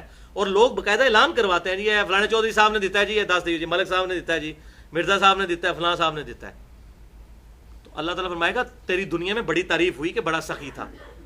پھر آپ صلی اللہ علیہ وسلم ارشاد فرماتے ہیں اللہ تعالیٰ تینوں کو اوندہ منہ کر کے دوزخ میں ڈال دے گا. والعیاذ باللہ تعالیٰ. اللہم اجرنی من النار. صحیح مسلم میں ایک اور حدیث ہے 6543 کہ آپ صلی اللہ علیہ وسلم نے فرمایا اللہ تعالیٰ تمہاری شکلوں اور مال کو نہیں دیکھتا بلکہ دلوں اور اعمال کو دیکھتا ہے. اگر دل میں صحیح نیت ہے پھر یہ اعمال قبول ہیں. شکل سے، پگڑی اور داڑھی اور تسبیحوں سے، شلوار ٹخنے اوپر کر کے آپ پبلک کو تو بہت اچھا دھوکہ دے سکتے ہیں، اپنی خوبصورت شکلوں سے اللہ تعالیٰ کو نہیں دے سکتے، نہ میں نہ آپ. اللہ تعالیٰ شکلوں اور مال کو نہیں دیکھتا. اور ہم دیکھتے یہ چیزیں، کتنے نورانی بزرگ ہیں اس کے ساتھ لگ گئے یا مال کی وجہ سے، اور اللہ تعالیٰ فرما رہا ہے نہیں، اللہ تعالیٰ دلوں اور اعمال کو، جس کے دل میں اچھی نیت ہوگی اور اس کے اعمال بھی اچھے ہوں گے. اور ایک اور حدیث بخاری اور مسلم کی متفق علیہ حدیث ہے، بخاری میں 660، مسلم میں 2380، کہ آپ صلی اللہ علیہ وسلم نے ارشاد فرمایا 7 لوگوں کو اللہ تعالیٰ کے عرش کا سایہ نصیب ہوگا اس قیامت کے دن جس دن کوئی سایہ نہیں ہوگا سوائے عرش کے سائے کے. اور ان میں 7واں فرمایا وہ شخص ہے جو دائیں ہاتھ سے صدقہ کرے اور بائیں ہاتھ کو خبر نہ ہو، یعنی چھپ کر صدقہ کرے ریاکاری کے ساتھ نہیں، اس کو اللہ کے عرش کا سایہ ملے گا. سیکنڈ لاسٹ علمی پوائنٹ نمبر 16 وہ ہے مقروض اگر قرض واپس نہ کرے تو کیا اسے زکوٰۃ کی مد میں کٹوایا جا سکتا ہے؟ یہ بھی لوگ کرتے ہیں، اپنا مال چلو ڈوبیا تو ہے نا، چلو جی زکوٰۃ بھی ادا ہو جائے. تو بھائی اس پہ اجماع ہے کہ اس طرح نہیں ہو سکتا. آپ نے کسی کو قرض دیتے وقت اگر زکوٰۃ کی نیت نہیں کی تھی تو ظاہر زکوٰۃ کی نیت کی ہوتی تو آپ قرض نہ دے رہے ہوتے. اگر اس وقت یہ نیت نہیں کی تھی، اور یہ بھی ڈبل نیت بھی نہ کریں، اس میں بھی احتیاط ہے کہ جی واپس کر دیتا ٹھیک نہ کیتا تو زکوٰۃ ہی جی کٹ گیا، اس طرح نہیں. یہ لولی لنگڑی زکوٰۃ نہیں اللہ تعالیٰ کو چاہیے. ہاں اس وقت آپ نیت کریں، ٹھیک ہے، اور ہاں اس وقت یہ پکی نیت کر لیں. اگر کوئی ایسے ہو سکتا ہے کہ کوئی یہ نیت کرے، اپنے ذہن میں پکی نیت کرے کہ میں زکوٰۃ دے رہا ہوں اور میں نے اسے واپس نہیں لینے، اگر اس نے کیے بھی تو نہیں لوں گا، لیکن اس کو اس طریقے سے پریزنٹ کرے جیسے اسے ادھار دے رہا ہے، اور اس کے پیچھے ریزن یہ ہے کہ یہ نہ ہو کہ یہ مال کھانے کا عادی بن جائے. ٹھیک ہے، اگر اس نیت سے کوئی کسی کے ساتھ خیر خواہی کرتا ہے تو اس کی زکوٰۃ ضرور ادا ہو جائے گی. ورنہ اگر کسی کا مال ڈوب گیا، کوئی پیسے لے کے کھا گیا اور آپ کے ضروری اتنی زکوٰۃ نکل گئی، اس طریقے سے زکوٰۃ بالکل ادا نہیں ہوتی. ہاں اگر وہ کھا گیا مال تو آپ کو صدقے کا ثواب ضرور مل جائے گا، نفلی صدقے کا، فرض صدقہ اس طرح ادا نہیں ہوگا. آخری علمی پوائنٹ نمبر 17 اور وہ ہے بھائیو صرف رزق حلال ہی زکوٰۃ دینے سے پاک ہوگا، رزق حرام پاک نہیں ہوگا. جس طرح ابھی یہاں پر ایک بہت بڑے سنگر ہیں، انہوں نے کروڑوں روپیہ حرام کا کمایا اور اب اس کے ذریعے کمائی کر کے تو وہ اب آگے کہنا جی اب میں اپنا مال پاک کر لوں گا. اس طرح نہیں ہوتا. ورنہ تو ایک بندہ سمگلنگ کر کے کروڑوں کما لے اور پھر کہ جی اب میں نے توبہ کر لی ہے تو اب میں اس کے ذریعے آگے پاک کماؤں گا، تو وہ پہلا ہی جیک تو مشکل ہوتا ہے لگنا. اس طرح تو سب لوگ کر لیں گے. اور دوسرا سوال کرنے کی اسلام میں مذمت. اس حوالے سے میں تھوڑی سی گفتگو کر کے اسے کنکلوڈ کرتا ہوں. صحیح مسلم میں حدیث ہے 2346 انٹرنیشنل نمبرنگ کے مطابق کہ آپ صلی اللہ علیہ وسلم نے فرمایا بے شک اللہ پاک ہے اور صرف پاک مال کو ہی اپنی بارگاہ میں قبول کرتا ہے, حلال مال کو. پھر فرمایا کہ ایک آدمی ہے جو دور دراز کا سفر کر کے آتا ہے پرانگدہ بال اور گرد آلود جسم کے ساتھ اور ہاتھ لمبے کر کے دعا کرتا ہے یا رب یا رب یا رب, اور وہ اس حال میں اللہ سے دعا کر رہا ہوتا ہے کہ اس کا کھانا حرام کا ہوتا ہے, اس کا پینا حرام کا ہوتا ہے, اس کا لباس حرام کا ہوتا ہے, اس کی پرورش حرام کے مال پر ہوتی ہے. اللہ ایسے کی دعا کیوں کر قبول کرے جس کا یہ سارے معاملات حرام کے ہیں. رزق حلال از دا لٹمس ٹیسٹ آف ایمان. اس حوالے سے میں نے 2 لیکچر دیے. مسئلہ نمبر 51 رزق حرام کی مذمت, فتنہ مال, دنیا پرستی کا انجام اور اس کا علاج, یہ تقریباً 94 منٹ کی گفتگو. اور دوسرا ہے مسئلہ نمبر 69B, اس میں بھی میں نے رزق حلال کے حوالے سے قرآن و سنت سے دلائل پیش کی ہیں. ایک اور حدیث بخاری اور مسلم کی متفقن علیہ حدیث ہے. بخاری میں 1474, مسلم میں 2398 کہ آپ صلی اللہ علیہ وسلم نے ارشاد فرمایا آدمی لوگوں سے مانگتا رہے گا, یعنی یہ جو ویسے فقیر جعلی بنے ہوتے ہیں نا, پروفیشنل بیگرز, ان کے بارے میں. آدمی لوگوں سے مانگتا رہے گا یہاں تک کہ قیامت کے دن اللہ کے حضور اس حال میں پیش ہوگا کہ اس کے چہرے پر گوشت نہیں ہوگا. جو خام خواہ لوگوں سے مانگتا پھرتا ہے, بعض لوگوں کو عادت پڑ جاتی ہے, اسلام اس کو کنڈیم کرتا ہے. اور سنن ابی داؤد میں انٹرنیشنل نمبر کے مطابق 1627 اور سنن نسائی میں 2597 نمبر حدیث ہے کہ آپ صلی اللہ علیہ وسلم نے فرمایا جو شخص 40 درہم چاندی کا مالک ہو, اس کے باوجود وہ سوال کرے, تو وہ قرآن میں جو آیا نا کہ چمٹ کے سوال کرنے والے جو لوگ ہیں جن کو کنڈیم کیا گیا, وہ ان میں شامل ہے. تو اب یہ 40 درہم آج کل کے اعتبار سے تو بہت کم رقم بنتی ہے, لیکن میں نے بتایا اب چونکہ سونا ریفرنس ہے, اس وقت 1/7 کی نسبت تھی سونے اور چاندی کی, اب 1/65 کی ہے. تو لہٰذا میں نے اس کو آج کے دور کے اعتبار سے کیلکولیٹ کیا ہے 1.5 تولہ سونا, یعنی جس کے پاس 1.5 تولہ سونا یا اس کی مالیت جمع پونجی موجود ہو تو وہ کسی سے سوال نہ کرے جب تک کہ اس کو خرچ نہ کر لے. 1.5 سے کم آ جائے پھر وہ مانگ سکتے ہیں. صحیح مسلم میں ایک اور حدیث ہے 2399 کہ آپ صلی اللہ علیہ وسلم نے ارشاد فرمایا جو شخص مال بڑھانے کی خاطر لوگوں سے مانگتا پھرتا ہے تو وہ لوگوں سے آگ مانگ رہا ہے. اب اس کی مرضی ہے قیامت کے دن کے لیے جتنی آگ جمع کرنا چاہتا ہے, انگارے جمع کرنا چاہتا ہے, کر لے. بولے اعوذ باللہ. آپ دیکھ لیں پاکستان میں کئی بار یہ ڈاکومنٹریز چلتی ہیں پرائیویٹ چینلز پہ, کتنے فقیر ہیں, کروڑ پتی فقیر ہیں کراچی کے اندر. انہوں نے گھروں, کتنی کوٹھیاں ہیں ان کی, انہوں نے پچاروز رکھی ہوئی ہیں, بڑی بڑی گاڑیاں رکھی ہوئی ہیں, اور ہے فقیر ہیں, مانگتے ہیں. ظاہر ہے فقیر تو کراچی کے جیسے بڑے شہر میں, اسلام آباد میں ہزاروں روپے کی دیہڑی لگا لیتے ہیں فقیر, تو بڑے بڑے امیر. تو اب یہ وعید بخاری اور مسلم کی جو میں نے بتائی پہلی حدیث, اور پھر یہ مسلم شریف کی حدیث کہ اب اس کی مرضی ہے کہ جتنی وہ آگ جمع کر سکتا ہے کر لے, جتنا کچھ مانگ رہا ہے. لیکن آپ کے پاس جو آیا آپ اس کو نہیں جانتے تو اس کو مت جھڑکیں. قرآن نے اس چیز کو اس سے منع کیا ہے. اگر آپ نے کچھ نہیں دینا تو بات نرمی سے اس سے کر لیں, یہ نہ کہیں کہ یار تم یہ سنو. ہاں جس کا آپ کو پتا ہے اسے پیار محبت سے سمجھائیں, اور یہی اسلام کی تعلیمات ہیں, اور یہی وہ آخری حدیث ہے جو میں نے اسلام کی فلسفی آپ کو بتانی تھی. یہ بہت امپورٹنٹ حدیث ہے, اسے زبانی یاد رکھیں اور لوگوں کو بتائیں. ویسے ہم نے یہ اپنے بچپن میں اسکول میں بھی حدیث پڑھی ہوئی ہے, لیکن یہ حدیث کا میں ریفرنس آپ کو دے دیتا ہوں, یہ آخر کے لیے میں نے رکھی تھی.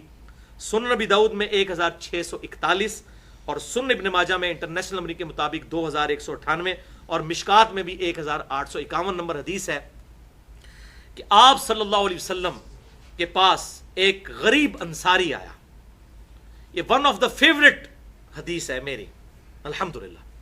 ایک غریب انصاری آیا, اس نے کہا یا رسول اللہ صلی اللہ علیہ وسلم میں غریب ہوں, مجھے کچھ کھانے پینے کو دیں, کچھ میری مدد فرمائیں.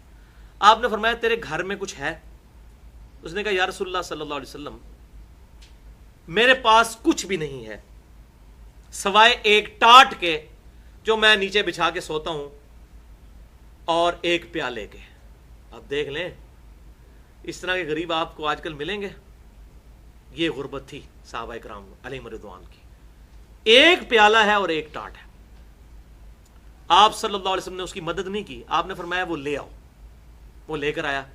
آپ صلی اللہ علیہ وسلم نے فرمایا کون ہے جو اس کو خرید لے؟ ایک صحابی کھڑے ہوئے, انہوں نے کہا یا رسول اللہ صلی اللہ علیہ وسلم میں 1 درہم میں خریدتا ہوں. ایک چاندی کے سکے میں. چاندی آج کل کی نہیں، اس زمانے کی جب بڑی مہنگی تھی. آپ صلی اللہ علیہ وسلم فرمایا کوئی اور خریدے، زیادہ قیمت لگائے اس کی. اب اس کی مدد کرنی تھی. ایک اور صحابی کھڑے ہوئے، انہوں نے کہا یا رسول اللہ صلی اللہ علیہ وسلم میں اسے 2 درہم میں خریدتا ہوں. تو آپ صلی اللہ علیہ وسلم نے اس کو وہ دے دیا اور 2 درہم لے کے اس کو دیے اور اسے کہا کہ جاؤ اس سے جا کر ایک کلہاڑا خریدو. وہ شخص بازار سے جا کر کلہاڑا خرید کر لایا تو آپ صلی اللہ علیہ وسلم نے اپنے مبارک ہاتھوں سے اس میں دستہ فٹ کیا. اللہ اکبر کبیرہ. آپ شفقت دیکھیں، حریص علیکم بالمؤمنین رؤوف رحیم. اپنے مبارک ہاتھوں سے اس کو کلہاڑے کا دستہ فٹ کر کے آپ صلی اللہ علیہ وسلم نے دیا اور فرمایا جا اس سے لکڑیاں جنگل کی کاٹ اور ان لکڑیوں کو اکٹھا کر کے اپنی گزر بسر کر. یہ اس بات سے بہتر ہے کہ تو لوگوں سے مانگتا پھرے. اور پھر فرمایا کہ 15 دن تک مجھے اپنی شکل نہیں دکھانی تم نے، یعنی یہ کام کرنا ہے. میں نے تمہیں جس طرح یہاں بھی لوگ کسی کو چنگچی لے کے دیتے ہیں، کسی کو ریڑی لے کے دی تو کہتے ہیں بھائی یہ تم کرنا ہے اب کام، یہ نہ ہو کہ جا کے پھر کھا لو پھر کسی اور سے مانگ لو، اس راس المال کو ہی ضائع کر دو. تو 15 دن کے بعد وہ شخص آپ صلی اللہ علیہ وسلم کی خدمت میں حاضر ہوا تو اس کے پاس 10 درہم ہو چکے تھے، یعنی وہ 1 درہم اور پھر 10 درہم. تو آپ صلی اللہ علیہ وسلم نے اچھا وہ جو 2 درہم جو لیے تھے اس نے، آپ نے 1 درہم سے وہ کلہاڑا منگوایا اور 1 درہم کہا کہ گھر والوں کو کھانا خرید کے دو. یہ سکپ ہو گئی تھی، بعد میں اس میں بتا دوں. 1 درہم سے وہ کلہاڑا آیا تھا. پھر 15 دن کے بعد جب وہ آیا 10 درہم تھے تو پھر اس نے گھر میں غلہ بھی ڈلوایا اور گھر والوں کو کپڑے بھی لے کے دیے. پھر آپ صلی اللہ علیہ وسلم نے اس کو کہا کہ یہ جو تم کر رہے ہو یہ اس چیز سے بہتر ہے کہ تم لوگوں سے مانگتے پھرو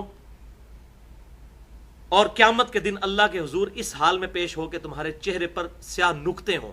یعنی اللہ کے حضور، پچھلی دفعہ تو احادیث آئی تھی نا اس حوالے سے، اللہ کے حضور پیش ہو. اور یہ ہم نے مسلم کی بھی حدیث سنی کہ بخاری اور مسلم کی متفق علیہ حدیث کے چہرے پر گوشت نہیں ہوگا، اور مسلم کی حدیث سنی کہ جتنے آگ کے انگارے ہیں یہ جمع کر رہے ہو جو مال لوگوں سے اس طریقے سے مانگ رہے ہو. تو آپ نے فرمایا یہ اس سے تو بہتر ہے. پھر آپ نے فرمایا کسی کے لیے سوال کرنا جائز نہیں سوائے 3 لوگوں کے. نمبر 1 انتہائی غریب شخص، حالانکہ وہ بھی انتہائی غریب تھا، لیکن آپ صلی اللہ علیہ وسلم نے ہمیں یہ ترغیب دلائی کوئی غریب آئے تو اس کو آپ سیٹ کریں، بجائے لوگوں کو 1000 روپیہ دینے کے آپ کسی ایک بندے کو اتنی زکات دیں کہ اس کا کوئی گزر بسر کے اعتبار سے کوئی وہ ریڑھی لگا لے یا وہ کوئی اور چھوٹا موٹا اپنا کاروبار شروع کر لے تاکہ اس کا معاملہ آگے چل سکے. تو آپ نے فرمایا صلی اللہ علیہ وسلم انتہائی غریب شخص. نمبر 2 جو تاوان مقروض ہو، قرض کے نیچے دبا ہوا ہو، اب اس کا قرض چھڑوانے کے لیے بھی وہ سوال کر سکتا ہے کہ میرے پاس کچھ نہیں ہے، میرا قرض سے مجھے نجات دلائی جائے. اور تیسرا فرمایا جو دیت کے بوجھ تلے دبا ہو. دیت یہ ہوتی ہے کسی سے قتل غلطی سے ہو گیا یا جان بوجھ کے ہوا، دونوں صورتوں میں دیت دینی ہوتی ہے. قصاص اسی صورت میں ہوتا ہے جب آپ جان بوجھ کے قتل کریں. تو اگر رشتہ دار معاف کر دیں اس کیس میں بھی دیت لے کے یا ویسے تو وہ معاف کر سکتے ہیں. بہرحال قتل خطا جو ہے ایکسیڈنٹ ہے اس میں قتل کے بدلے قتل نہیں ہوتا بلکہ دیت دینی ہوتی ہے. اور وہ ابو داؤد میں صحیح حدیث موجود ہے کہ 100 اونٹ 1 کروڑ روپیہ بنتا ہے دیت. یہ گورنمنٹ جو ہے وہ اعلان کر دیتی 5 لاکھ روپیہ مرنے والے کے لیے، زخمیوں کے لیے 1 لاکھ روپیہ. تو وہ دیت اگر دی جائے تو وہ کروڑوں میں بنتی ہے. البتہ کوئی معاف کرنا چاہے یا اوکے کہ ٹھیک ہے مجھے 1 کروڑ نہ دو 1 لاکھ ہی دے دو تو وہ رشتہ دار معاف کر سکتے ہیں، تو اس پہ بھی زکوٰۃ لگ سکتی ہے. تو یہ بھائیو الحمدللہ اس حوالے سے ہماری گفتگو کمپلیٹ ہوئی. اللہ تعالیٰ سے دعا ہے جو حق بات میں نے کہی اللہ تعالیٰ ہمارے دلوں میں راسخ فرمائے. اگر جذبات میں میرے منہ سے کوئی غلط بات نکل گئی تو اللہ تعالیٰ ہمارے دلوں سے محو کر دے. ہمیں کتاب و سنت کی تعلیمات پر عمل کر کے دوسرے بھائیوں تک پہنچانے کی توفیق عطا فرمائے. سبحانک اللہم و بحمدک اشہد ان لا الہ الا انت استغفرک و اتوب الیک وما علینا الا البلاغ المبین.